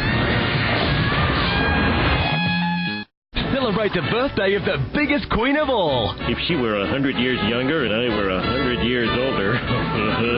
Fox 8's throwing a Queen's Birthday Holiday Bash, Simpsons style. Get back in your overturned car. Let the guys handle this. Yeah, you rear-ended the Queen of England. It's 5 hours of right royal madness as the Simpsons celebrate the Queen's birthday. Except Western Australia. The Queen's Birthday Bash coming soon to the home of the Simpsons. Fox 8. They were the men who inspired their generation.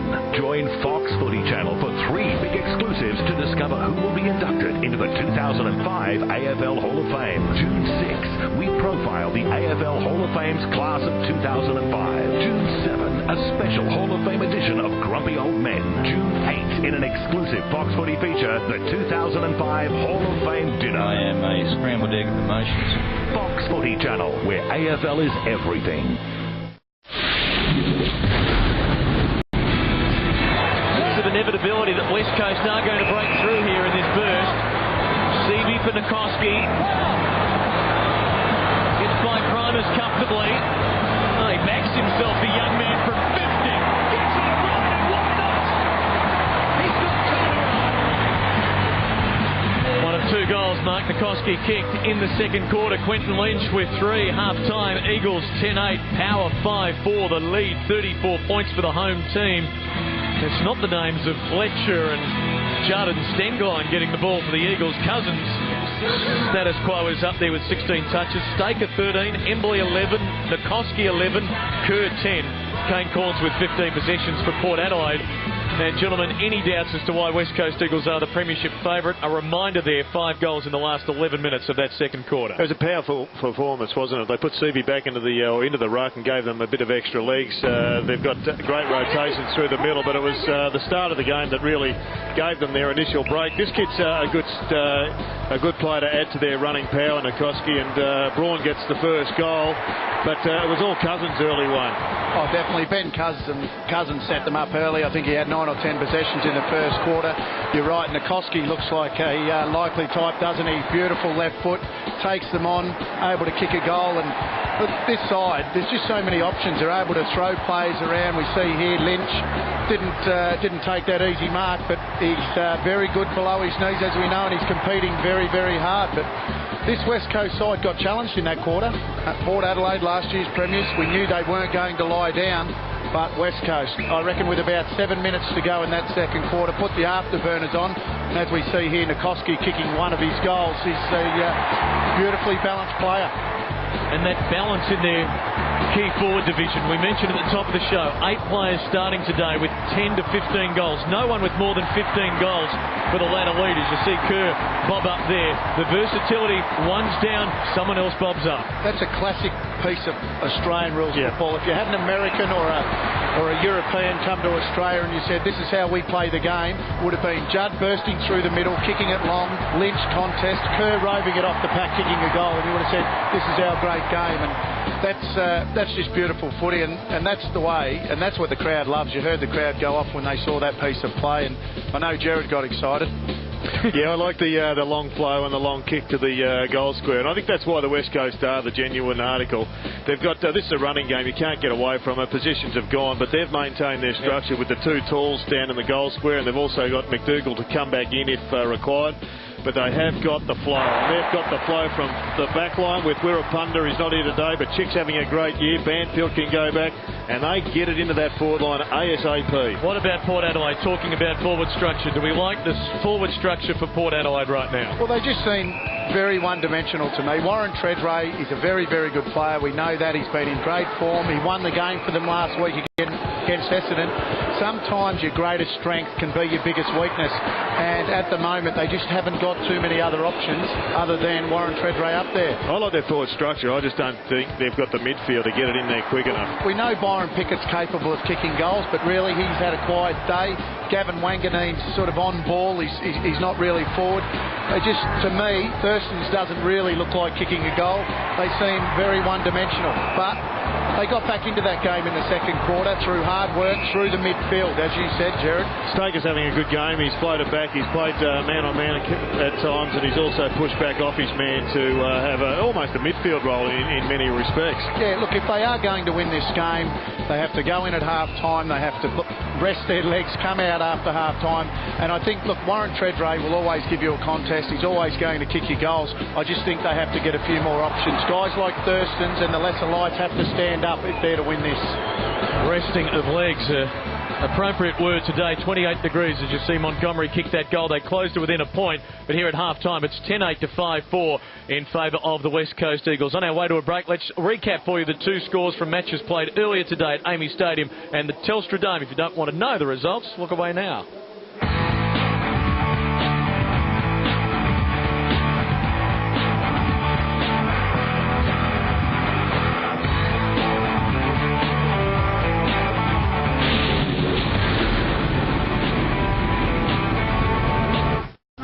Nights on the Fever, footy's only talkback TV show. We debate all the day's hot topics. Aaron Hamill should have been given the job. Talk to the game's biggest names, and of course, you can have your say. White Line Fever, weeknights 7:30 Eastern on Fox Footy Channel. Clean up at Bunnings Warehouse with the lowest prices every day. Click 4-way powerboard with dust cover, just $8.50. GMC electric hedge trimmer, a low $39.99. Aluminium work platform, only $59. 2 kilo first aid lawn repair kit, a low $9.95. Parfix all-purpose silicone, just $4.98. If you happen to find a cheaper price on a stocked item, we'll beat it by 10%. Bunnings Warehouse. Lowest prices are just the beginning. I've never used a car air freshener until Eagle One came up with fantastic new Everfresh. Adjustable, long-lasting, and very fresh. Try Everfresh. You'll know what I mean. Oh, brilliant stuff for a goal. On the 50 lines up and kicks a wonderful goal.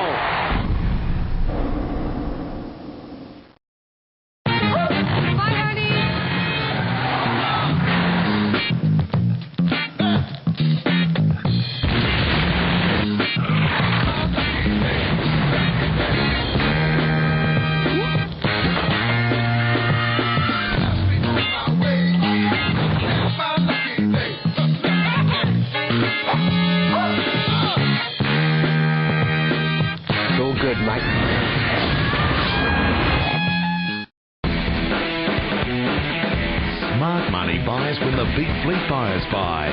Smarter money buys Toyota. And right now, you can update your work vehicles at the biggest and best event of them all. Toyota means business. Huge range, huge offers. Whether you're buying one Toyota or a whole fleet of them, Toyota means business right now. What are you waiting for? On Foxtel box office this June, The Wives of Stepford have a secret. Nicole Kidman takes on The Stepford Wives. Tom Hanks and Steven Spielberg team up for the incredible true story of The Terminal. The Dance of Love gets Richard Gere into hot water with Jennifer Lopez. Shall we dance? One man will challenge an empire. Jet Li in Hero. Discover the man behind the legend. King Arthur, Director's Cut.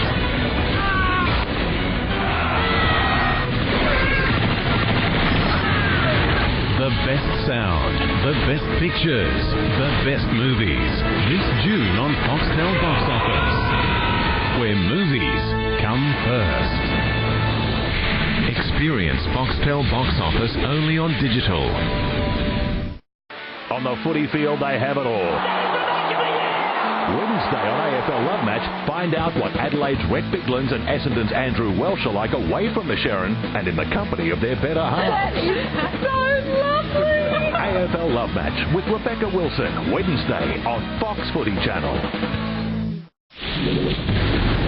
You should know by now.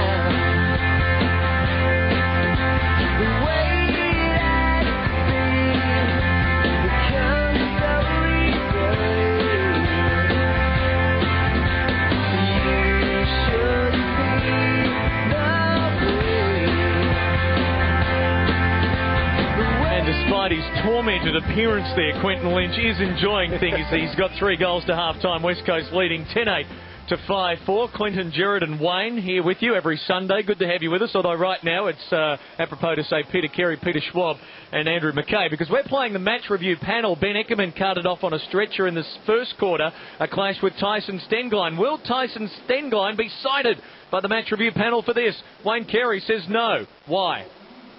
Look, I honestly believe that if it wasn't for the fumble, Tyson Stenglein would have come in and actually gone with the tackle. As you can see, he hasn't actually jumped off the ground. The actual contact's actually been made with Tyson Stenglein's shoulder. It's an automatic reaction to lift your arm up as you follow through with a particular bump. But all that Tyson Stenglein's done is stood his ground. Okay, fair enough. He's realised that he can lay a fairly heavy bump on Eckerman, but really from there it is high, but he hasn't jumped, he hasn't tried to hit him high. Eckerman has run into him. He's basically made sure, okay, if you're going to run into me, I'll make sure I hit you hard. That is what this game is great, and he has made Eckerman earn a free kick, but no report, no case to answer. Okay, Mr. Healy. Well, I actually, having another look at that, I think he's in a bit of trouble because despite the fact that I agree, if the fumble wasn't there, he wouldn't have a problem. But at the end of it, Wayne, he's got a responsibility not to hit him in the head. And if you have a look, I think he does do exactly that. And I think that whilst his track record says he's not a violent and a vicious player, I think the circumstances of this are going to suggest he's in a bit of trouble. Yeah, look, I think if Tyson Stenglein had run from a long way away, his whole focus was to take Eckerman out, yep. I would agree with you, Gerard, but it wasn't. He wasn't moving fast. He was basically taking a couple of steps. Eckerman running into him. All that he's done is brace himself for You're what not getting would paid be... by the hour. No, he was bracing himself for what would be contact, making sure it was hard contact, but look, no case to answer. Summing if it that up. comes up. Okay, final word. Summing it up, you can see why Lee Matthews thinks that the bump is in trouble, and he'll be told by his coach next time to go the tackle, not the big blow. He didn't have the ball. How can he tackle? We'll take a break for our digital subscribers. I'm sure you can vote on this somehow. He won't get 20 years, though. Back in a moment with the second half. Hope not.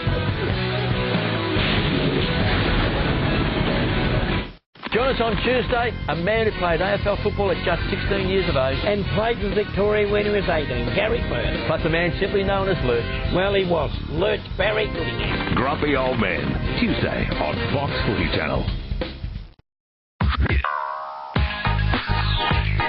Give yourself an upgrade.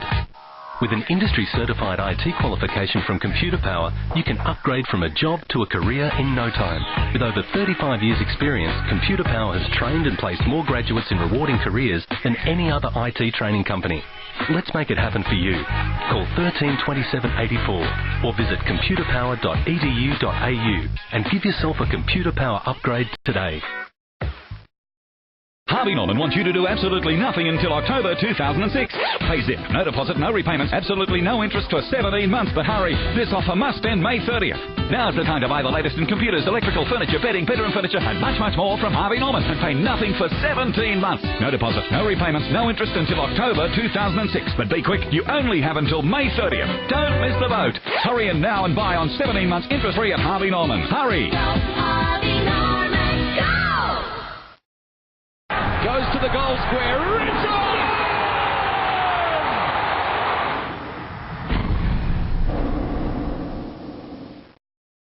With an industry-certified IT qualification from Computer Power, you can upgrade from a job to a career in no time. With tailored study options and the security of our job placement program, give yourself a Computer Power upgrade today. Remember your first mobile phone? Sure, like anything new, it took time to get used to, but to imagine life without it now, I'd rather not. As for digital, getting the weather wherever I'm off to today in an instant without having to wait for half an hour, being able to flick and check the surf report at my local beach in the middle of a show. Here's how the weather's going to behave. Big name movie starting every half an hour. He called it Ocean's 11. Now who decided that? Boy, the interest just kills you.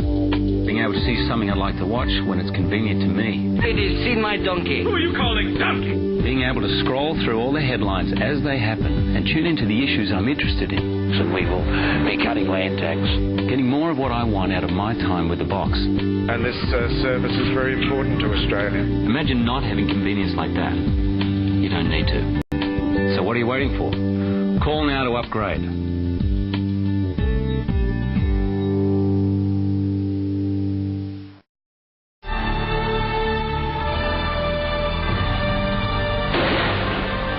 I need to find him. These activities went quite a way beyond what you'd call famine relief. They're not going to kill me. They're not going to kill me. They need me alive.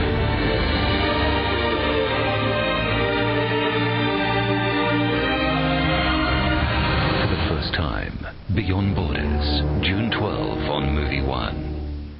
Last week on The Gospel. David T during the week got whacked a couple of times at a nightclub. As an AFL player now, do you forfeit the right to go out and have a big night? Teague's got to be to blame in the way that it's where he is. You certainly don't go out and expect to be king hit by some bloke.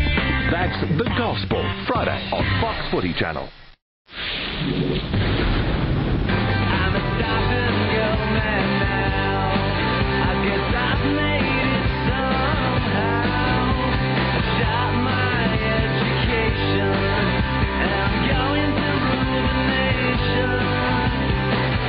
If it's alright. Welcome back to Tobacco Oval. The West Coast Eagles up against Port Adelaide at the moment. The West Coast Eagles leading by 34 points. All right, time for an update on Ben Eckerman, who was knocked out at the end of the first quarter. He took a heavy knock from Tyson Stenglein. Let me say that there have been no reports from the umpires, but obviously the incident will be looked at by the match review committee. Ben Eckerman is okay. He has suffered concussion. The doctors were concerned about his neck and his spine. They have not called an ambulance. He's been standing up in the rooms. He's been talking. Pretty happy with the way he is. I would expect him to be coming out fairly shortly. In fact, he is coming out right now. He's got a tracksuit top on. He'll sit on the bench and watch the second half of the game. We certainly won't see him in action during these final two quarters. As for the West Coast Eagles, Michael Gardner with that gash on the leg, he's going to be okay. Mark Seaby has had problems with his hamstring throughout the season.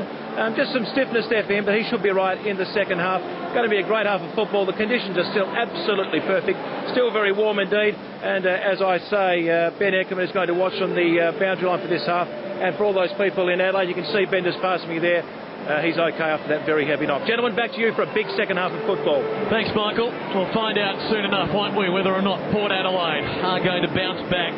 They can't be giving the Eagles a 5 or 6 goal buffer at three-quarter time as Ben Eckerman takes up a seat. Good news that he is at least up and about and able to walk unassisted back to his seat. Port Adelaide, a loss today, and they'd be 3 wins and a draw after 10 rounds. Gerard has declared the Lions' hopes over with just the 3 wins.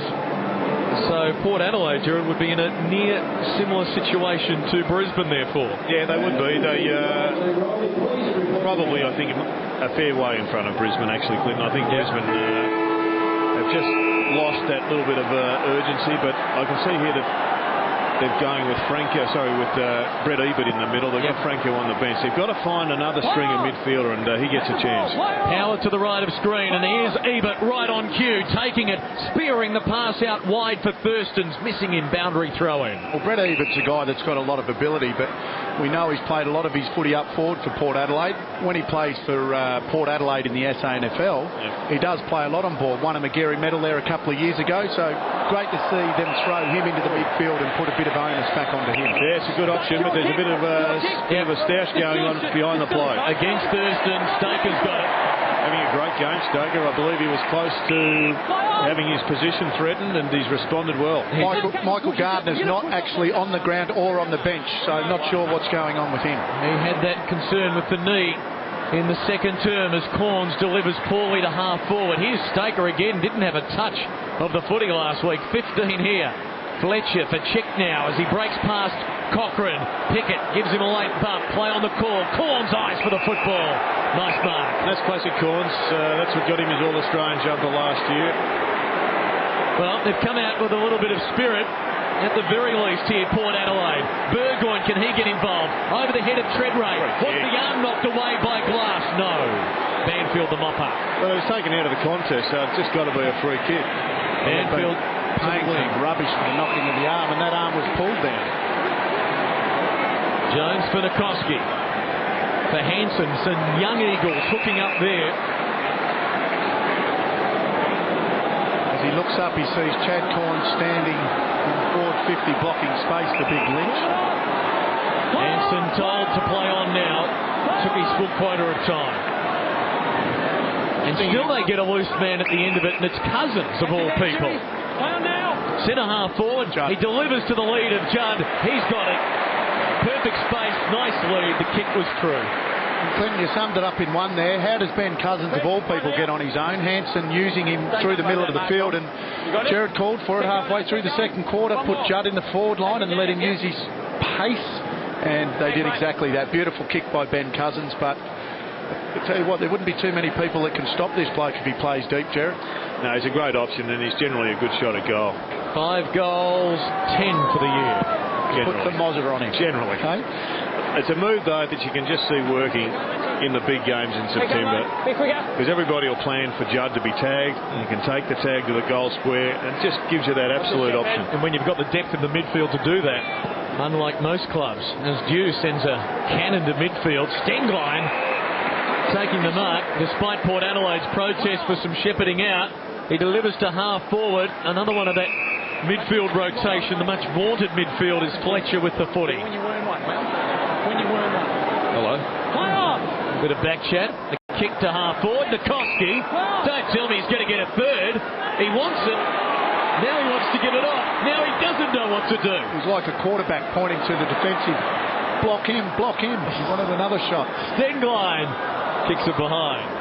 Haven't seen enough of him to know if his right foot's you both had a go at each other. penetrating. Not too many left footers have got right foot. Generally, that's right, because they can get away with it in the junior years, and their coaches don't demand they kick on their. They should strap their left foot up somehow and make sure they have to kick for a whole season on their right foot. I'm sure they do that in some countries.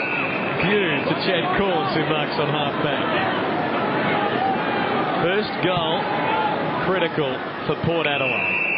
This is Peter Burgoyne, 11th possession, sets up Walsh. Kane Corns running with him. Walsh delivers to Treadray. He's one-on-one here. Good contact from Glass to knock it away for a boundary throw-in. In fact, I reckon they should make that a rule in junior football. From under 10s on, every Tuesday night, for half an hour, you have to handball with your opposite hand and kick with your opposite foot, no matter what the drill, no matter what the exercise, and no matter whether you're left foot or right foot.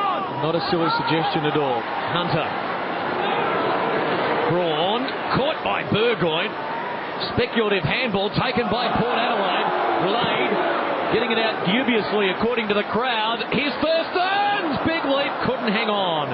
Eagles conceded behind. We can see them trying to challenge here, Port Adelaide. They've come out. They realise that they have to kick the first couple of goals of this quarter. If they don't, they're in a little bit of trouble. Fletcher, bereft of 3 men, might have to go to a contest.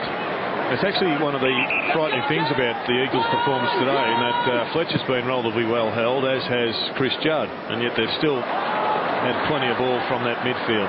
Port a chance here. Ebert for Lade. Over the top, Thurston's back for Ebert. He can drive them to the hot spot. Centres it though. Dew, well, and maybe he was thinking about how far out he was. Didn't take the mark. Pickett, good pickup. Butler. Endokoski. Dew now from 55. There's that thunderbolt. Needed another metre. Staker on the last line. Releasing for Hansen.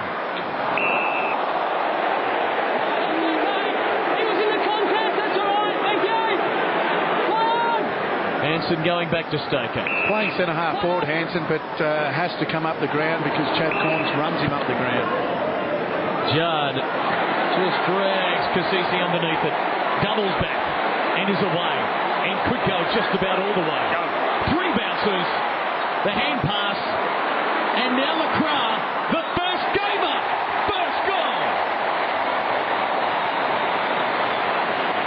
Good on to Chris Judd too. He could have gone all the way. Could have used the first gamer as a dummy and walked around him, but he's that sort of man. He brings his teammates into it, and he got him his first goal in league footy. That's right, and already a young player himself, but actually bringing another player into the game is exactly what being a team leader is all about. And you're right, Jared, and young fella could have slowed up a little bit and give it back to Chris, but no, decided to kick it himself. 41 points the lead.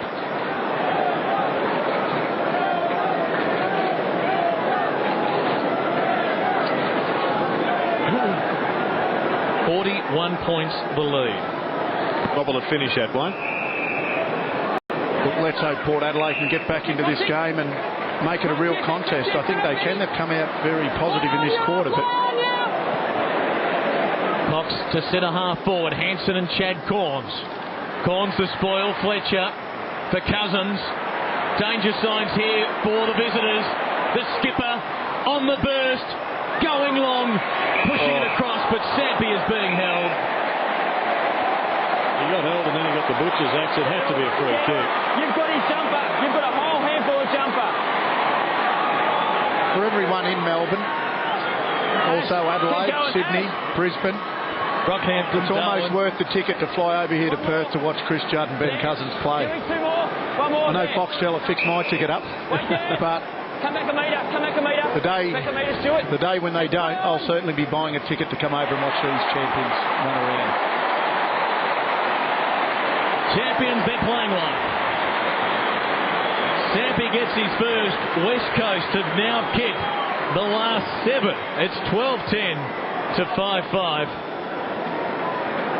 We'll have to get yourself and Jason on Saturday Central on location, Wayne, for those Saturday games here. I think you've been a bit harsh on a few of the others. Sampi's fare is worth the ticket, as are a number of their other players. Big Dean Cox is the man who's really been one from the blue, and you need one from the blue if you're going to grab flags. Quite an extraordinary fact that then going up in the ruck here for the West Coast was just a rookie a few years ago. Great takeaway from Burgoyne though. Here's pace. He's away. Centering ball. Awkward one, but Wanganeen does well. He does better than that. What's the finish like? Not there or behind. Boundary side, Michael Thompson. News on Michael Gardner. Very hard to get information out of the Eagles bench down there, pointing towards the rib and stomach area. Now, whether that means Michael Gardner's got an upset stomach or a fractured rib, I'm not sure, but it's unlikely we'll see him play in the rest of this match. And let's hope it's nothing to do with his knee. It's not the gash that he suffered in the first quarter. That got bandaged up. That's okay. And I'll give you more information at three-quarter time. Thanks, Tomo. Did Michael say not the gash or the gas? Here's Banfield. Margin is 46. He's an important player to their structure, Embley. They've got Judd leading to one wing, Embley to the other, and players at both ends of the ground, like Hunter, who can play defensively and take grabs, or go forward and take grabs. Versatile is the word to sum up the Eagles.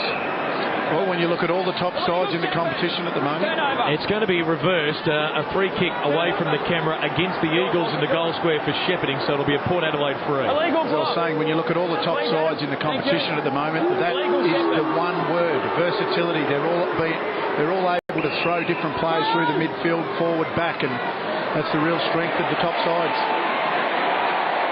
Primus was never going to win that race.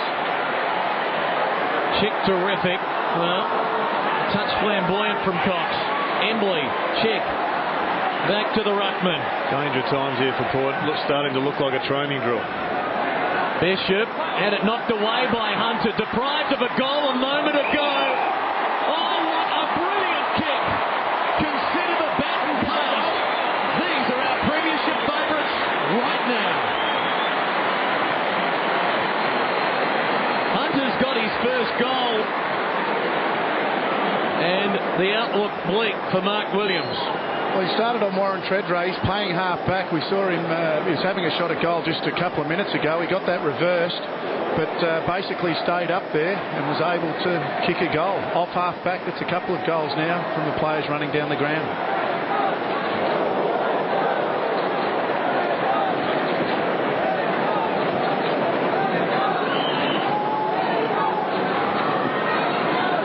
A fun walk back when you've just kicked a goal. 13-10 to 5-6. If you're counting at home, that's the last 8 now to the Eagles. And Chad Corns has gone forward for the Port Adelaide. And Matthew Primus starting inside defensive 50 at these centre bounces. They're queuing up. Butler downfield. Banfield will have a shot at goal from 45, or yep, it'll be Banfield. Well, Banfield actually followed Gavin Wanganeen from his defensive area up into his attacking area, and immediately was just gifted this one because of the kick downfield. We hope that Port Adelaide can get back into this, but the signs don't look good. If you remember back to last year in their premiership year, when they did lose, they lost by very, very big margins. I remember one against the Kangaroos where they lost by over 100 points in Melbourne. Banfield becomes the Eagles' 11th goal kicker today.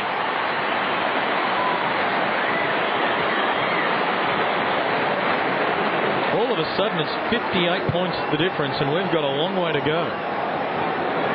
Yeah, I think it's the pressure that was holding Port Adelaide into it up until the 20-minute mark of the second quarter. It's just gone from this match as if someone has pulled the plug. And without the midfield pressure, you're watching a side that has just got so many running options from back pocket through to full forward that you're going to get a massive hiding. The premiership favourites playing like it. 14-10 to 5 goal 6. They are marching on here. What will Port Adelaide's resistance be like? Peter Burgoyne delivers inside to Tredrea. Tried to knock it on, no support. Glass tied up. Here's Tredrea. Burgoyne. Lay just tried to knock it on for support. Didn't have it now. Butler still has time. Banfield working hard for him here. And will end up with it. Under pressure. Still going through Banfield. Kingsley now. Shoveling it out. Cochrane. Burgoyne. Clever. And Kane Corns with the mark. No, that was late. That's 50 metres crew. No need for that. Goal coming up for Kane Corns to stem the time.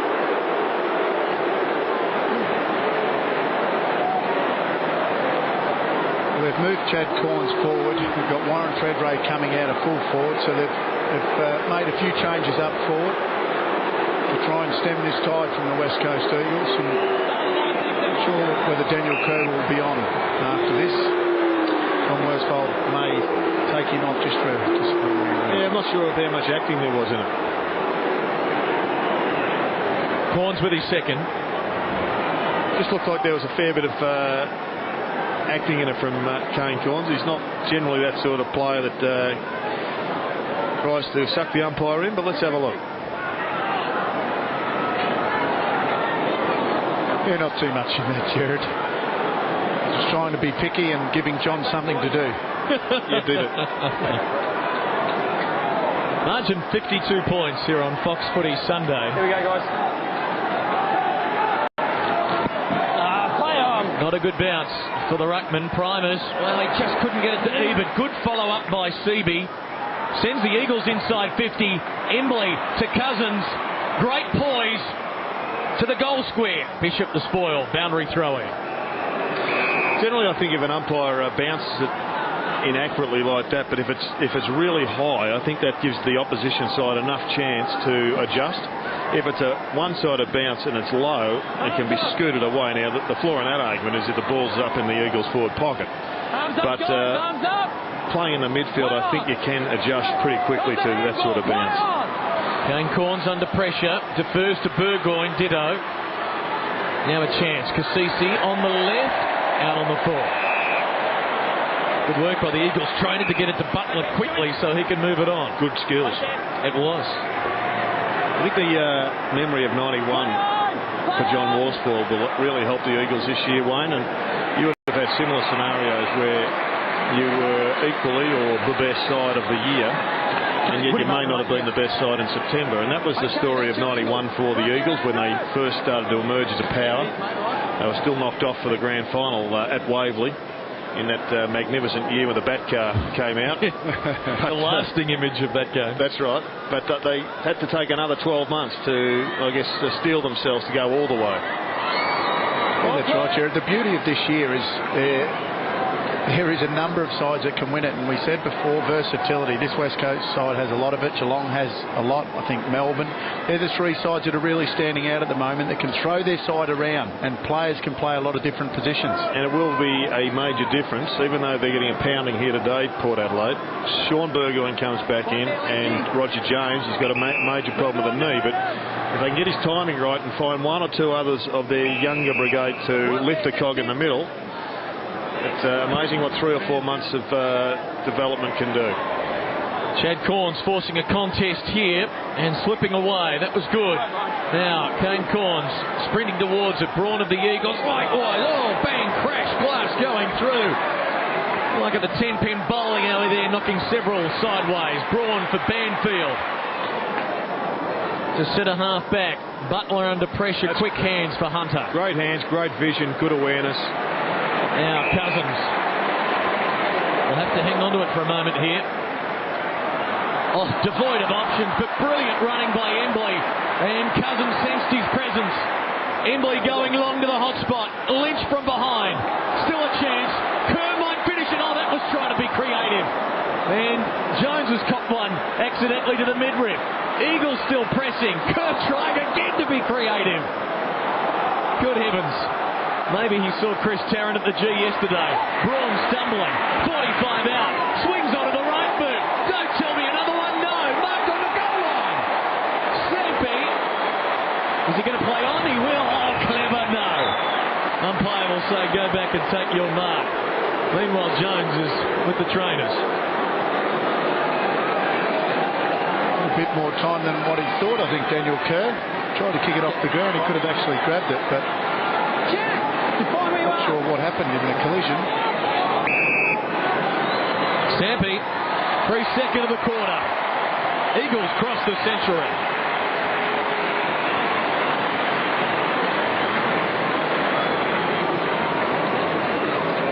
Well, it's probably experimentation time now for both coaches. You obviously prefer to be experimenting when you've got the game wrapped up. 9 goals, so the best part of 10 goals in front are the Eagles. But John Morsfeld will continue to push his players around and just find out who can play where. And I reckon Mark Williams will be just finding out who can work. I guess one of the good things from a Port Adelaide perspective, and it was raised in the advertiser this week, is the percentage likely to be less of a factor for them given the draw with Carlton earlier this season, but that's obviously taking into account no further draws. Peter Burgoyne delivering wide, very wide for Treadray. And it's over for a boundary throw-in. And if you look at the percentage entering this round, Port Adelaide amongst the lowest in the league at 85.5, and they're appearing destined to head further south today. Speaking of south, they're heading to Tassie next Sunday to play St Kilda. In what shapes? It'll be the halfway mark of the season as perhaps their Waterloo. They could slip some 2.5 games out of the top 8 as Josh Franco wins a free. Josh Franco. Can't hold him off, Bucks. No, you're holding him.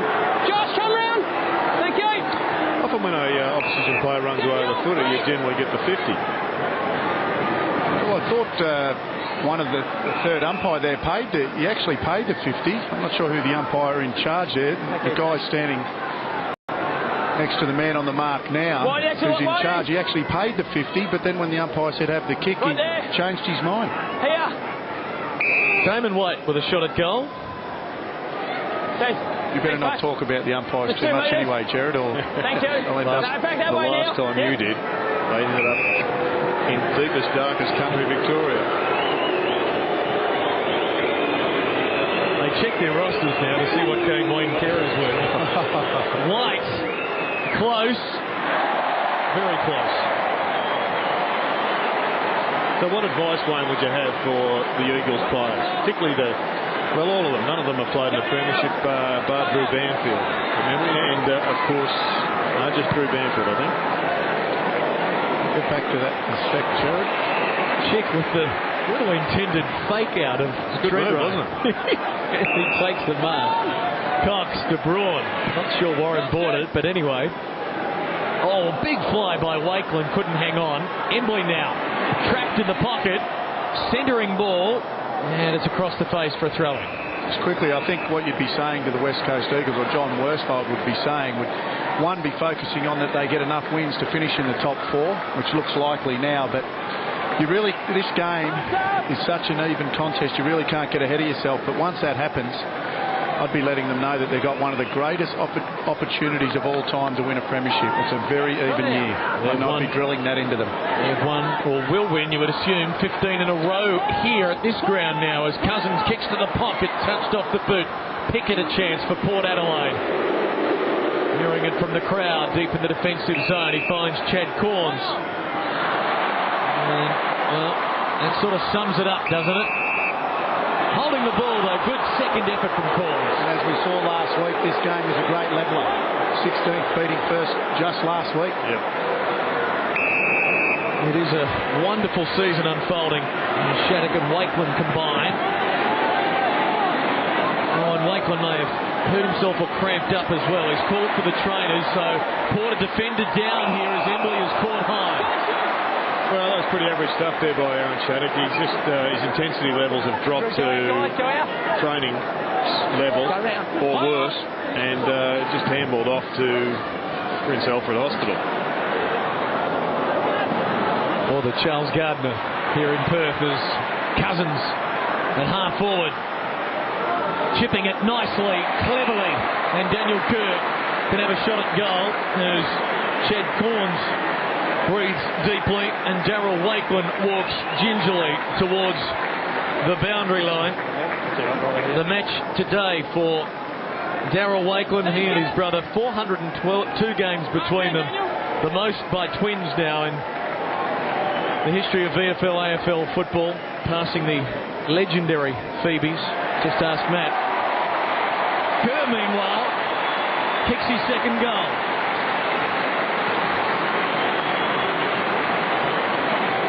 It's a great football story, the Wakelands. They played a lot of football together at St Kilda, and as we know, they went their own ways. Their careers were both threatened. But one of the great stories about the Wakelands is that they do own, the both of them, one membership at the National Golf Course in Melbourne. Now, the members down there both know them, both know which one, both know of their great football histories, but no one can work out who actually owns the membership.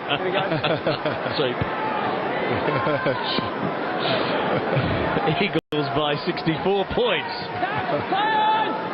Kane Corns kick touched off the boot. Kingsley now trying to get rid of Sampi and does so effectively and drives it to full forward. Was laid held, you better believe it. And the free kick is paid. Well, they really have to show some fight here, Port Adelaide. They got the ball in. Really, that wasn't the right option. They had a couple of other options then. Tredray was running into space. Also, Gavin Wanganeen. They decided to go to the contest. As it's turned out, Lade's got a shot at goal. But they really have to show some fight here and at least salvage something out of this game and go into next week with a little bit of confidence. 3 of their 5 losses this year by more than 5 goals. Lade should kick his second goal and does not. Well, they haven't won on the road this year, and looks like they're not going to today, but they have to salvage something out of this. Boundary side, Tomo. Darryl Wakeland flying for that big mark. He rolled his left ankle. It's now being strapped, and they're optimistic they can get him back out on the park before the end of the match. Banfield. Long kick back into play towards the leaping Sampi, caught behind White. Nice mark. Going to kick to centre half forward. Staker knocking it away from Kane Corns. Nikoski brought down by Lade. Corns for Kingsley.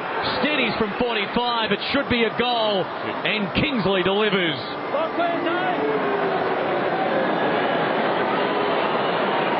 Margin 57 points.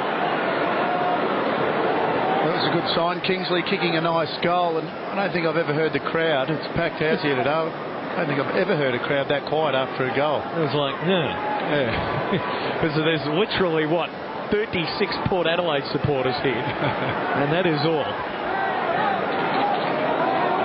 And Wakeland getting that left ankle taped up. Montgomery and Cassisi alongside.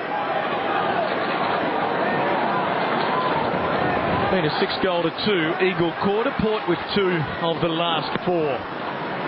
Trying to salvage some pride now are the reigning premiers, and the defence that appears in tatters as Braun steals the Kane Corns kick, finds Nikoski, and he's won enough of the ball today. 14 possessions. This one towards half forward will bounce for Fletcher. Can he get away from Thurston's? He can. Oh, what a great goal that is! Not better.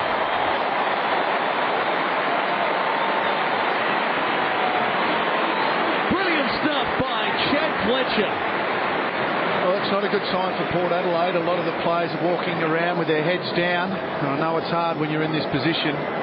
Very easy thing to be despondent, become very insular, but it's up to their team leaders. And even if you're not a team leader, you've got to try and lift someone around you. And as you look in their back line, you see Byron Pickett, Burgoyne. Also, Chad Corns has gone down back now. They have to lift this side. One in, guys, straight at it. It's now a 7-goal third quarter by the Eagles. That's equal to their best ever third term against Port. Knock it out, guys. Knock it out. Knock it out, Matty. Knock it out. He can't knock it out. Held to him. I'll have it. Not in the back. It's gone the sideways. Well done, guys. Thanks, Matt, when you got it. On you, mate. Talkative Stuart Wynn. Providing the soundtrack there. 3.5 minutes remaining in the third. Shadows lengthening across the ground, and Port season. Kerr was set upon, but somehow still got it out for Braun. Now Butler to Fletcher. Can he do it again? He's 50 out this time.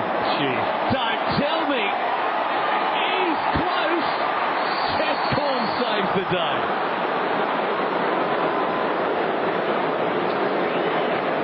He's had a marvellous year, Chad Fletcher, on top of a great season last year where he won all Australian selection, and a lot of people on the other side of the country were a bit surprised at that, but anybody who had seen him often enough play for the West Coast knew that there was an emerging midfielder of the highest order. Good mark by Damon White. And one of the main reasons why Tyson Stenglein come back to Perth. His family's here, obviously, but very good friend of Chad Fletcher, so probably take a little bit of that credit. Momentum really building for West Coast now. Lynch goes long. Port with numbers. Corns worthy of a kick there as he gives it to Kingsley. Now, if he can beat Cousins, he'll have some support. He goes for Pickett. For Chad Corns. This is what's been missing from that Port Adelaide side for probably most of the season. We haven't seen that driving, searching runs from defence, and Chad Corns is the main man there, and he's been missing for a hell of a lot of time. But even the likes of Pickett and Wanganeen, who Played a lot down there last year. Has added to the loss of run from the middle. I've got to play those every minute of the day, mate. That's straight over his shoulder, virtually in a headlock. Come round, Matty. And we agree, there was little doubt that was a free kick. I'm surprised Dean Cox is disputing. Matty, come round. Brogan's the other one, Wayne. I think Mark Williams can't get back into this side quickly enough. It's definitely free. Well, he's fit. He's playing in the SANFL. Have a blown time. Now, will Primus go to Dew again? Dewey's waiting for it. Now Nikoski, in fact McCrae getting in the way to ensure that doesn't happen. Matthew Primus with the kick at goal. And it's good enough. Power get their 8th. Primus his first. 17-12 plays. 8-8. 56. And that come from run-off half-back, as you said, Jared. It was a fantastic punch from Chad Corns. He followed it up. He was able to deliver it to Brett E, but it wasn't a great kick into the forward line, but was able to draw the free kick. Big Matty Primus, and he's a guy that's been a little bit out of sorts for a few weeks now. Rex will be watching right now. He would be. Yeah, brother Rex. And pretty poor discipline there from Port Adelaide. They had 5 players in and they finished with 3, but they gave away the penalty because 2 people burst out.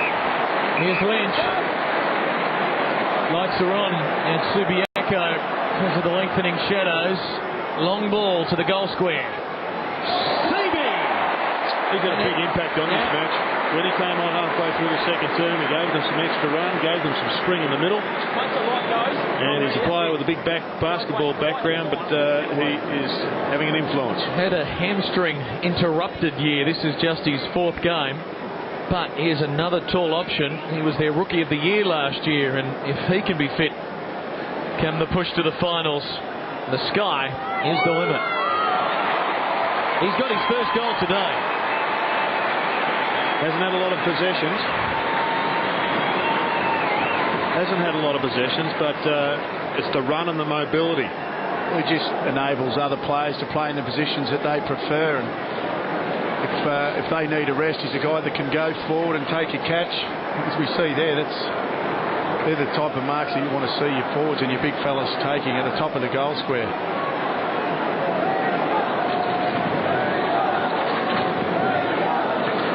Actually, Sampke's actually gone into the middle as well. Yeah, good. Give him a An 8-goal 4th quarter here by the Eagles, their 2nd best quarter all time against Port Adelaide. They've only won 4 of the previous 12 meetings. This a resounding victory coming up as Kerr to Braun. They've had 13 goal kickers. Butler, Wide, Sampi. Look at them running in waves. Now Braun. Back for Sampi. On the run from 50. That's a dart. Brilliant. He's got his 3rd for the quarter. It's an avalanche. Sampi, Wayne, has been desperate to get in the middle of the ground. He's been encouraging everybody. He's got influence with John Morsfold to sort of talk him into giving him a run, and that's not a bad way to do it. Just show me your goal and no worries, you get him there. If he's going to play like that, he'll play in the middle every single week. But John Morsfold, he's got Hansen, Judd and Stengeline all sitting on the bench. John, I've come all the way over to Perth. I want to watch Chris Judd play, so get him back on. Unfortunately, one player is missing from the bench, and that's Michael Gardner. He could well become the story of the afternoon. Hopefully, it's a good story. There we go, guys. Margin is 70. A quarter and 39 seconds remain. Port better show some sort of resolve here, otherwise it's going to be a frightful bashing. Easy, Matty. Yeah, good tackle, Matty. Well done, Jack. Yep. A lot of talk, as you hear in the background, still by the Eagles players. Holding, Matthew Primus kick. Goes against Cox again. You've got your arms around him, Matthew Primus. That's one hand happy ruckman right there. Well, they've just got to work it out. Matthew Primus is always going to want to grab the body and get close. And Cox has got the jump advantage and he's got the reach. He's got to just keep away from him. Branco, well, he fended off Butler high. That's an Eagle free. That should be advantage play on. And that's the siren. What a quarter by the Eagles. Their best ever. against Port Adelaide. Ramming home 9 goals to 3, and it wasn't enough for Dean Cox. 70 points in front. He's still unhappy. 19-12 to 8-8 the scoreline. Yeah, it was a convincing quarter by the Eagles, and the question mark as to the hunger of Port Adelaide will no doubt be asked long and hard, I think, over the next 7 or 8 days, because their season right on the line now, and this is about respect for last year's premiers. Quarter remain at Subi. Eagles by 70.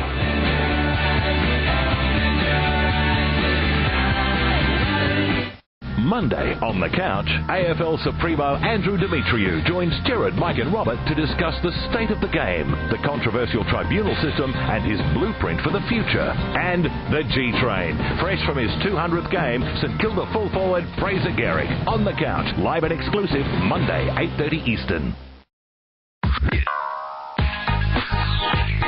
Give yourself an upgrade. With an industry-certified IT qualification from Computer Power, you can upgrade from a job to a career in no time.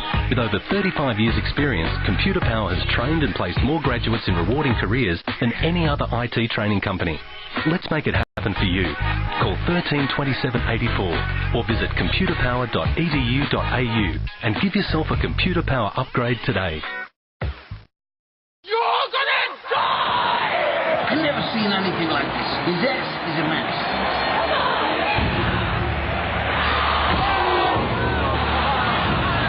Dougie just refuses to drink any other bourbon. You know what we're witnessing here tonight? We're witnessing a man staying true to the world's finest bourbon.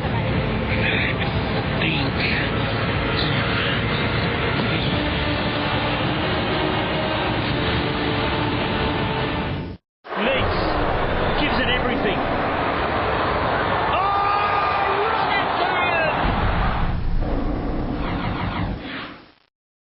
With an industry-certified IT qualification from Computer Power, you can upgrade from a job to a career in no time. With tailored study options and the security of our job placement program, give yourself a Computer Power upgrade today. Are you up to date with the world of entertainment? Your monthly listings and entertainment guide is all you need to know.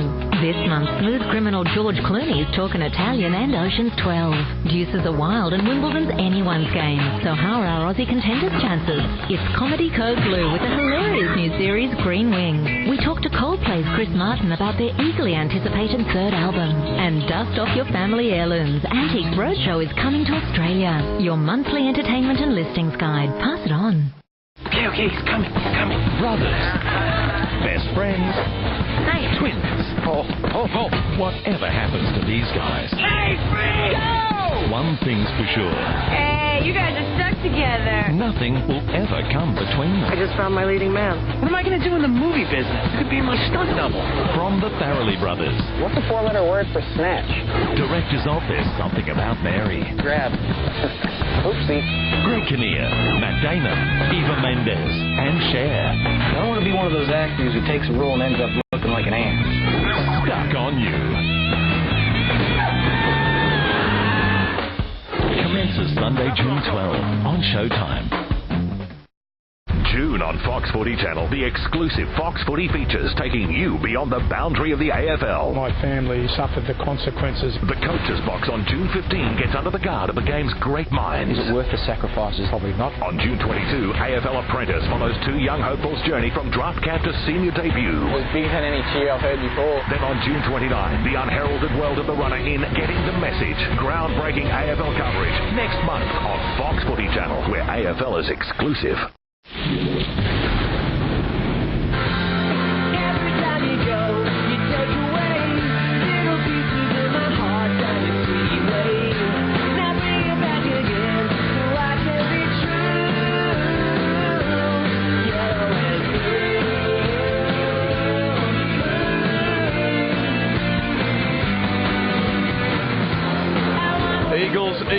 Eagles it is. Enjoy the final term, folks. We're watching the Premiership favourites at their finest. 19 goals, 12 to 8-8. Lynch with 3, Sampi with 3, Kerr and Nikoski 2 each. The rest are singles. 13 goal kickers for the Eagles. For Port, it's only Kane Corns with 2 goals. The Eagles still looking intently at the whiteboard of John Worsfold. Mark Williams with the impassioned plea to the Port Adelaide team. And, well, it's all pride now for the Power as we check in boundary side with Michael Thompson. Well, the news on Michael Garner. The Eagles are still saying they certainly don't seem too concerned that he has an upset stomach. And I said, come on, guys, is that really what it is? And they're saying, yes, that's what it is. But I feel that it may be something else, but they're certainly not too concerned. I don't think it's anything too serious. As for Darryl Wakelin, he's had that left ankle strapped. He will play and certainly says that he's well enough to play in this last quarter. Mark Williams' message was a simple one. Do not let this blow out anymore. Come on, let's go. And as for John Worsfold, absolutely delighted. His message, a simple one. Do not stop now. Let's finish right through to the end. Eagle supporters are loving it. Tomo, I know you are very close association with John Worsfold. Can you just tell Woosher that Wayne Carey's very keen for Chris Judd to stay on the ground? Just hang on a second. I'll just try and do that right now, Jared. John, I'll catch him in a second. William Michael, thank you. I can see Woosher coming up the stairs there. I wouldn't be saying too much to him. He's got form on this ground.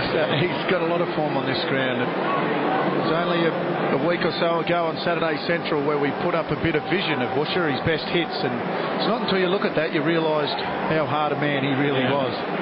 Maybe Mark Williams could have been reading out the Port creed to his players there, written by Foss Williams in the 50s. Honourable defeat of our club can come only after human endeavour on the playing field is completely exhausted. They are 70 points down. Let's find out how they respond in the final term at Subiaco to cap round 10 of the 2005 season. The Eagles by 70 points to the right of screen. Cox and Primus the ruckman. Primus winning it down. Ebert again in the first 4 in the middle. Hurries one to half forward, and that's a nice take. And good delivery as well by Jones to Butler. Running, driving it long. Lynch in a wrestle, you'd back him.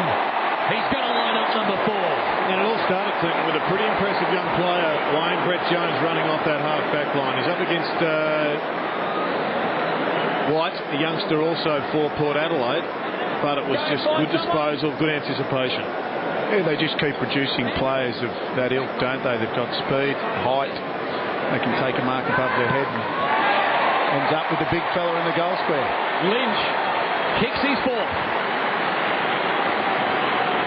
Perfect start to the final term for the Eagles. 20 goals, 12, playing 8-8. Our Fox Footy Sunday coverage next Sunday from midday, the earlier time in Canberra, the Kangaroos and Melbourne. Sam Butler also another one of these emerging midfielders, been around a little bit now, but he's another runner. So we've seen the Koski come through and Butler. It's a factory of them over here. 4 to Lynch, 15 for the season now. The battle to be the Eagles' leading goal kicker is a competitive one. There's Cox palming it down. Peter Burgoyne favoured by the bounce. Handball in front of Ebert. And he delivers wide for Treadray, who's been pretty much shut out this afternoon. 1 goal, 2 for the star forward. 7 possessions and 4 marks. Very competitive for the leading goal kicker of the West Coast Eagles, Clinton. They've got a number of players rotating through there that can kick goals, and they're sharing them at the moment. That's the strength of their side. There's no one option. You've got a number of options that can go through there. Mentioned Rexy before, Jared. Perhaps a Rex Hunt impersonator there amongst the umpiring fraternity with their bang. Bill Picken used to call himself into matches. Maybe one of the umpires is giving us a bit of his own commentary. Glass to Cox on half-back. Braun, well, about to be gone. Good tackle by Pickett. Braun the disposal in the nick of time, but Port still with numbers here. Kane Corns, centering kick of beauty. And a diving White has the mark and can have a shot from just on the 50. Just got a little too cute there, Braun. He had Daniel Chick sitting on the wing all by himself. He tried to take his opponent on and a little bit too cute. Port Adelaide, good to see they're still putting the pressure on and they're going to fight this game out. Homecoming of sorts today for Damon White from Quairading in the WA wheat belt. About 160k or so east of Perth, and he's kicking a goal as well. His first today. Port get one back. Well, it was a good kick, so that squares up the one that was started by his opponent in Jones at the start of the quarter. And hopefully Port Adelaide can find their way to goal half a dozen more times in this final term. Corns has been pushed forward, as you said, Wayne, and he's had an impact early. Well, in fact, he hasn't been pushed forward. He's gone back to centre half back. Younger Corns, Jared. Sorry. Margin back to 70 points. 20 goals, 12 to 9-8. Primus and Cox to go again. That's holding. Yeah, Kerr and Ebert the duel. Port going forward. Kerr keeping his feet. Great balance, and Montgomery got him high. Good driving run by Daniel Kerr. And he's a player, I reckon, is still yet to reach his absolute peak. He's had a few blokes go past him after bursting onto the scene, and he's got the talent. He could. He's another one that could just find another gear overnight and really electrified. I tend to agree with you, Jared. I think he's a player that we know is very exciting. He's been a very good player for a couple of years now, but it just seems as if he's got another gear. He can go up that to that next level, go into the level of the Chris Judds and also Ben Cousins of this side. But at the moment, he seems content with sitting as a good player. I think he can become a very good player. He kicked goal of the year 2 years ago. That one a little bit more simpler. Another one to the Eagles. And Kerr has bobbed up with 3 now after having just 1 for the season before this afternoon. It's always difficult when you don't know their history as far as injury, etc., as intimately as the West Coast support staff and coaches and players would know. But we just see so much greatness about the player that you just know that if he can add consistency of those great things and put those great things closer together, then you're going to end up with a great player. There you go, guys. Kerr has played 20-plus games this season for the last 3 years, all 3 years in the top 5 in the BNF, but I reckon he's probably being shaded this year. Oh, look at that. This is superb. Can Chick finish it? Thank you. 14 goal kickers.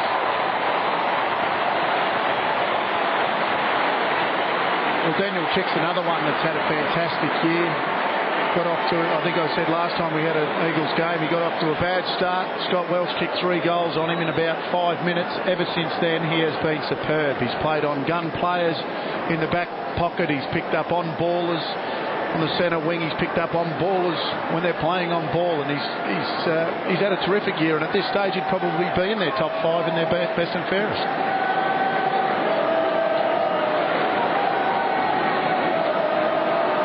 This score already the Eagles' highest ever against Port Adelaide. And Port Adelaide have put an extra couple of players in defence to try and stem the flow, but the Eagles are sending players down as well. They're not going to have it as a one-man shootout.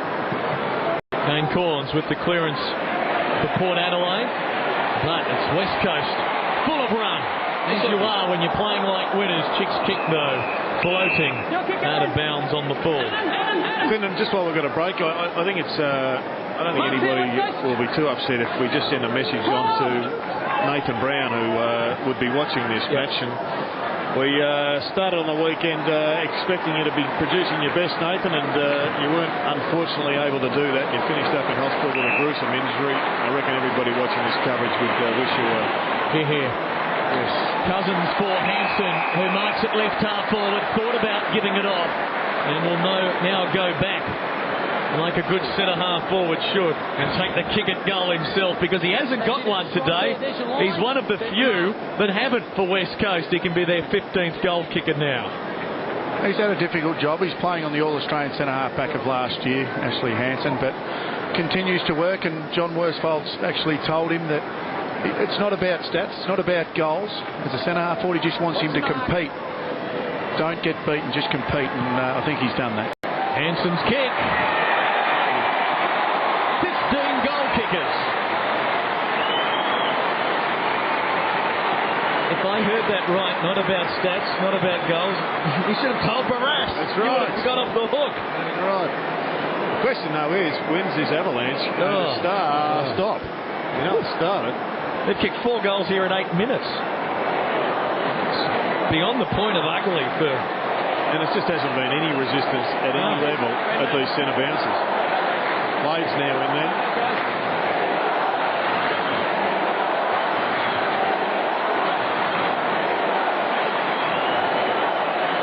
It's a fair point. I think Wayne raised it earlier. When Port bottom out, they really do bottom out and have some frightful hidings. We saw them at the Dome last year against the Kangaroos, which was an ugly one for them. The kick towards half forward for the Eagles again. Thurston's is mown down, but it was in the back. But that's irrelevant. It's that intensity that Daniel Chick has brought to this side and brought to it every minute of every game this year that it's just hallmarked in for... Like if you're picking the All-Australian side right now, Daniel Chick would have his hand well and truly in there. I'd have him in a back pocket on his form this year. Unfortunately, we don't hear a lot about him because we're on the other side of the country, but he's had a terrific season. So's David Weir, pundit, not here today. Daniel Chick has never been an All-Australian, and at 29, perhaps he thought that it might have passed him by, but now in a season where he's going to bring up his 200-game milestone, who knows? West Coast with Lynch to Braun, look at the runner, to Butler, to Embley. Spoiled by Dew. Still got the Eagles. Fletcher again, no, out on the full. Well, you can see it from on high here. Just a flow of runners. It's like a rugby union line just pushing up. So there's about 5 different options they can go to, and they don't have anybody chasing them at the moment. I reckon that'll be the thing that Mark Williams will want addressed at the end of this match. Corns at the back, can't grab it. Eagles with numbers still. Chad Corns to Kane Corns, did it well. Now Stewie Dew. Wrong end of the ground from which he'd normally like to reside. He goes to Byron Pickett. The crowd today, 40,188, an all-time record for a match between these two clubs as Treadray wins a prix. And those crowds in the AFL continuing to skyrocket. Some people are saying the game is boring, but they are watching on in numbers like never before. As Kane Corns goes to Franco to set a half forward for a diving Montgomery. Braun for Cox. Drifting it wide. Lacroix, the first gamer. A brother at the Kangaroos, as does his teammate Brett Jones. He looks a likely type, Lacroix. He moves well, uses the ball well, and he'll be a very happy boy after this game to play his first game and have an influence on it and have a terrific win and sing the song with a bit of gusto. Who knows, in 10 years' time or 20 or 30 years' time, he might say that he got his first goal from a handball from the triple Brownlow medalist. You've still got Bob Skilton's program in front of you from Friday night. You're hanging on to that night. It must have been a good one for you, old Swannies. Staker going backwards but maintaining possession for Banfield. No one behind him. And that just gets over Primus. Here's Nikoski. Floating ball. Fletcher knocked away by Chad Corns. Lynch slips one, not the second. White, Bishop, Ebert under pressure. High ball for Wakeland. Standing tall. The man who's robbing the National of half a membership. Going to Pickett. That was your story, wasn't it? It was. It's actually, they've already been on to me at half time, three-quarter time, wanting to know which one of the Wakelands actually owns the membership, because they swear that they've seen one with a Port Adelaide uniform on at times, and another one with a St Kilda uniform. Sorry, not a St Kilda uniform, Collingwood uniform. Someone said the Phoebes have been doing it for years. It's one of those things that twins can do. Yeah, and they can do a lot. Primus. 5 metres, guys, Warren. How's he played today? I think he's battled hard, Matty Primus. There's been a lot of talk in Adelaide about his form, and one thing that you'll get out of Matty Primus, whether he's injured, whether he's not playing well, is he'll give you 110%. And that's what you want from your captain, and I'm sure all Port Adelaide fans and Mark Williams will want to see a little bit more of what he did just then. Can they play Mark inside 50? Can they play Brogan as well in this team with Lade and Matthew Primus? well, on today's performance, you'd try anything, and you'd bring him back in. Primus not the designated forward after that kick. Check to the wing, and nicely judged by Hunter. That was a beauty. Shattuck makes him earn it. He's not, but I reckon he can play deep into the forward line. I think he can play it really effectively. Well, you see what West Coast are doing with Gardner now. Why can't you do that with Primus and bring Brogan back into the side, or vice versa? And the play is 150th next week in Tassie. Well, Primus as Zukoski swings that one a fraction wide. Well, the whispers out of West Perth was that he was a bit of a goal sneak, and he certainly looks that. He looks the type of player that will bob up and kick 4 or 5 before the year's out. Chad Corns. Butler did well. Cousins in support. He set this up early with a blistering start. Kerr now. The Eagles haven't deviated one iota. Cousins to Kerr to Judd. It's good to watch. Oh, Judd loads up a rocket, covers the journey comfortably, but hooks it. Just back onto Daniel Kerr. We said before that, it's just those little consistencies, but he's very good to watch. We said before, Clinton, he's got a lot of consistency. He's finished in the top 5 in the best and fairest the last 3 years. But I think he's better than that. I think he can finish in the top 3. He can win them. He's a gifted player in every aspect of the game. Hard to win them, though, when you've got Judd and Cousins. The Corns brothers have been the stars for Port. 49 possessions between them. They are the top 2 in that category. Mind you, the ball's been down defence a lot today. Quick hands, Cox, Glass, and now LaCroix. I reckon Dean Cox would be another one who'd be right at the top of the list with Chick for their BNF. They've had so many consistent players. Third last year. No question. He's another that's in line at this stage. I know you had a meeting not long ago, Jared, about All-Australian and All-Australians, and be out of, I'd say, Cox and Spider Everett at this stage. Great shepherd by Braun, freed up Chick. He delivers to Lynch. They're playing good footy. It may be a blowout, but folks, this is the premiership favourites, and you're seeing why. Embley's going to run on. And Miss driving home another. Halfway through the final term, and the lead is a staggering 91 points. Crowd showing no mercy. They want to see more goals here. It's not enough. 23 goals isn't enough. It's been a great weekend for Western Australian football, with the Eagles dominating today, and the Dockers just producing a fantastic victory against the flow of their form of the last week. But they are up and down, I suppose. But as Chris Connolly said, I'm sure he'd just be delighted to have a close loss and about 4 close wins in a row. Chris Connolly, terrific fellow. We saw the Dockers play here last week, and they were very ordinary. And I'd just like to say that they've got a lot of ability. I honestly believe that's the best win in their club's history, to go down to Geelong and win that one. Where will they finish? End of the year, home and away, as Treadray lines up? They just have to win these ones at home and pinch a couple of those in Melbourne, and they can finish in the top 6. Treadray gets under this kick. It'll land a couple of metres out. Cox helps it down. Banfield clears to Staker, and now they can run with Embley. Cousins to Braun. Back to Embley. On to Hanson. Play on the call. Judd wants it. Hanson says, "Nah, I'm going myself."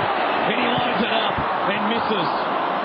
Very unselfish from Chris Judd then. He could have run on and got the handball, decided to stop and shepherd and encouraged Ashley to run on.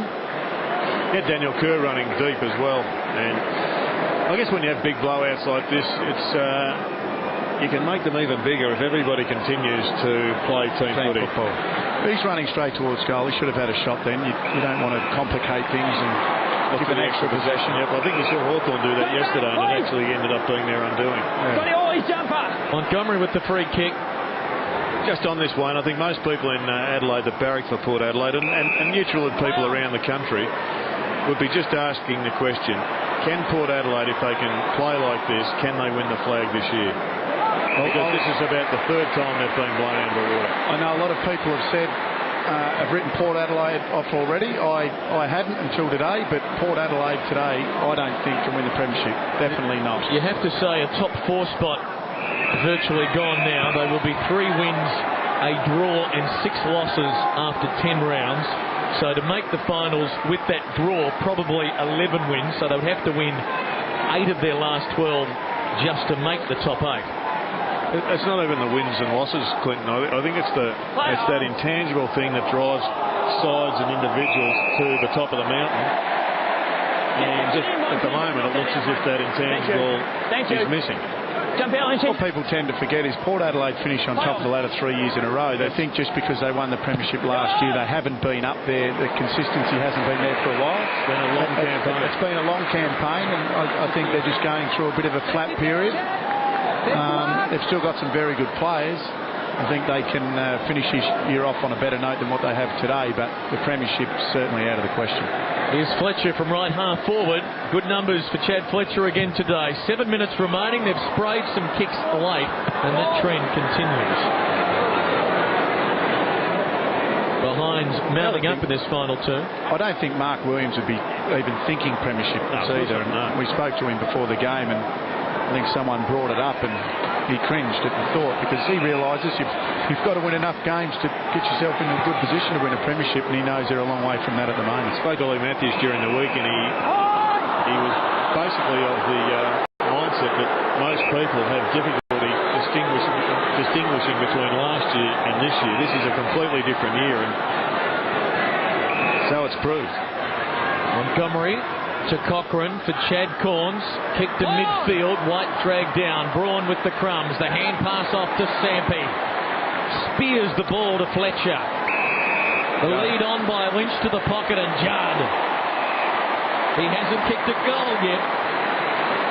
But he's delivering for Wayne. The gliding across the turf there was, he's just one of the most balanced athletes we've seen come into the game ever. The last time I saw a number 3 glide across the turf like that, I was watching Fox Footy Classic Quarters, and we're number 3 for the Sydney Swans. Oh, there you are. There you are telling lies. You are real. Judd, with all due respect, Jared, becomes West Coast 16th goal kicker.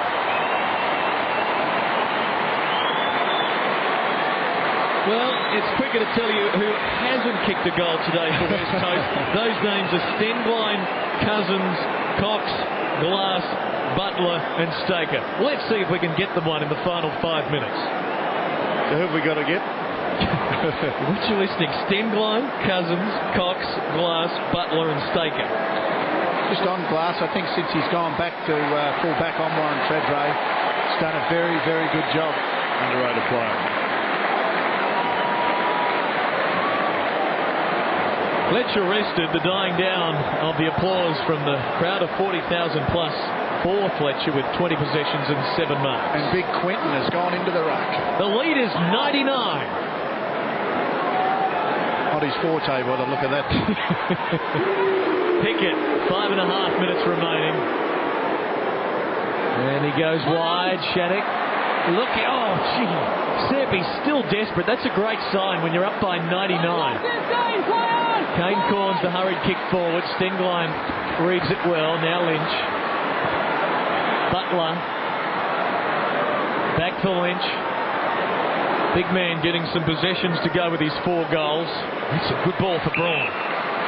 Now Embley to the wing for Cousins. This is possession number 29 coming up. It's a beauty. Options were plentiful. Nikoski for Embley, who kept on running. He goes low to half forward. Kerr takes it. Too far out. Centering ball. Will it come off for Stenglein? It will. And he's one of those 6 that haven't kicked a goal today. We're ticking them off. And he's going to have a shot. There's a spare player. I think it's Lacroix. Oh, Tyson, you are unselfish. And he gives it to the first gamer. And Mark Lacroix, who kicked the goal in the 3rd term, can kick 2 on debut. Hard to believe that at the 14-minute mark of the 2nd quarter, the Eagles were only 1 point in front. Yeah, it's turned around. Just that 5 minutes prior to half-time where the battery's run out for Port Adelaide. Probably a little bit longer even than that. Probably the last 7 minutes. But they really challenged, and then not sure whether you can use the heat as an excuse for that, but the wind went out of the sails, didn't it? Mike Lacroix on the way to a memorable debut as the lead surges past 100.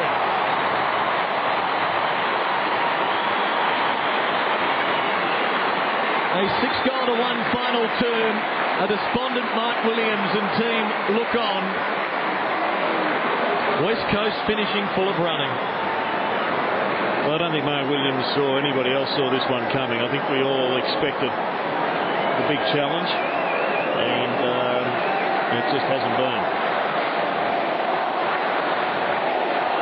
Eagles chant reverberates around Subiaco Oval. Straight out, guys. They're in party mode with 4 minutes remaining. 105 points the lead, the percentage to skyrocket. They might not be done with. Butler tied up. Great tackle, Josh. Great tackle, I'll have it. Thanks, Sammy. West Coast to improve to 9-1. They're back at the MCG next Saturday playing Richmond. Forlorn Port Adelaide will probably have their season on the line at Aurora Stadium, Tasmania, against St Kilda. Montgomery hands off to Kane Corns. Under enormous pressure. The story of the afternoon. Here's Treadray's been well held by the Tandem Eagle defence. Franco to half forward. Good jump. Lynch did well. Now Jones. Banfield. Sampi. Look at the run at the end of nigh on 120 minutes.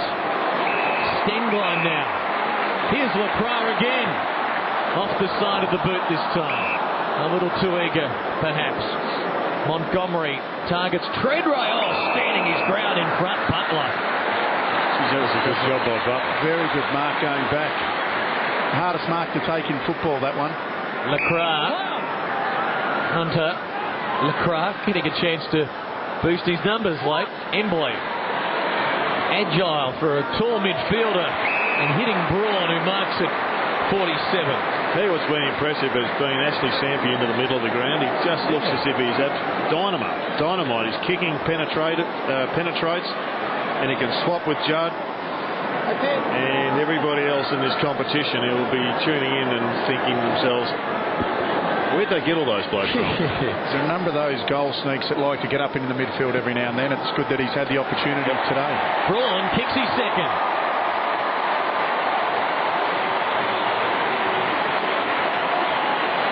The lead is 111.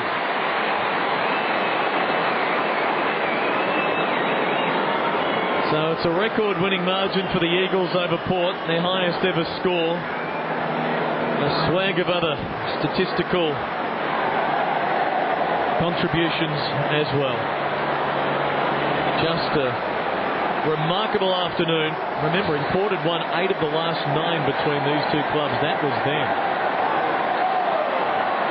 The now is bright for the Eagles. 2 minutes to go. The lead 111 as the Mexican wave rings the arena. Lynch had to wait for it. Got a palm to it. That was all. Look at the Eagles still chasing as Shattuck whittles by a lunging Sampi. Primus running into space. Won't get there. Hunter backed himself, trapped the footy, wins the free. Should be advantage play on. No, coming back.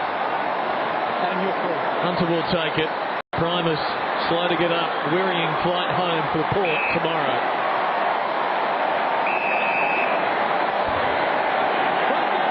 Jones. Well, it began like a rock concert here earlier today, and they're positively dancing in the stands now as Sampi hand passes forward. Kingsley on a collision course with Stengline, who doesn't want to raise the match review panel's eye further. Lacroix kick off the side of the boot, and that's out of bounds. There they are. A great atmosphere enveloping the ground. Sampi's just come off with what looks, he's limping, but doesn't look too serious. It's probably just a corky. Hurt less when you're like this, I suppose, as Thurston's goes to Cassisi. Now Cochrane. 100th game won't be a memorable one for him. Thurston's now with a minute to go. Primus under pressure. Eagles with another chance if Corns doesn't take it. 3-on-1. Just a question of who. Hanson, make it Embley. Good luck.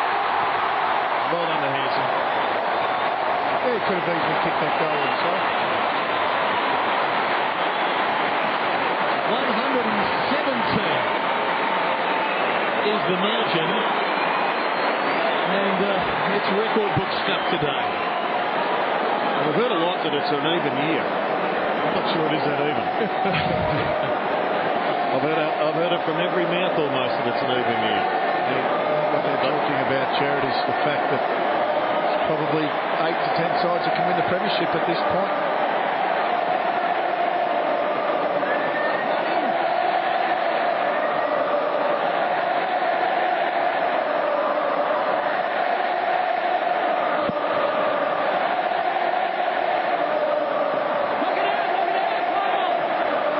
The chant continues.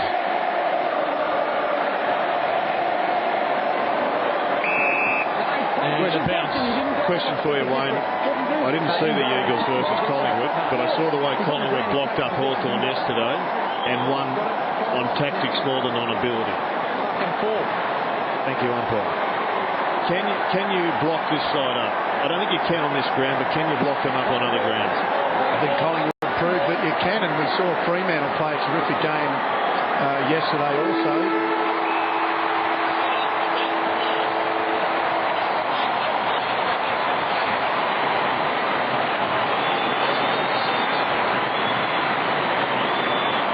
Statement made by the premiership favourites, 117 points. The winning margin over the reigning premiers. We'll get back to that a little bit later, Jared. We'll talk about that.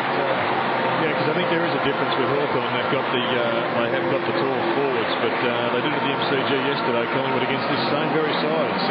It's an interesting issue that we'll find out the answer to as we go forward. Down to Michael Thompson with Ben Cousins.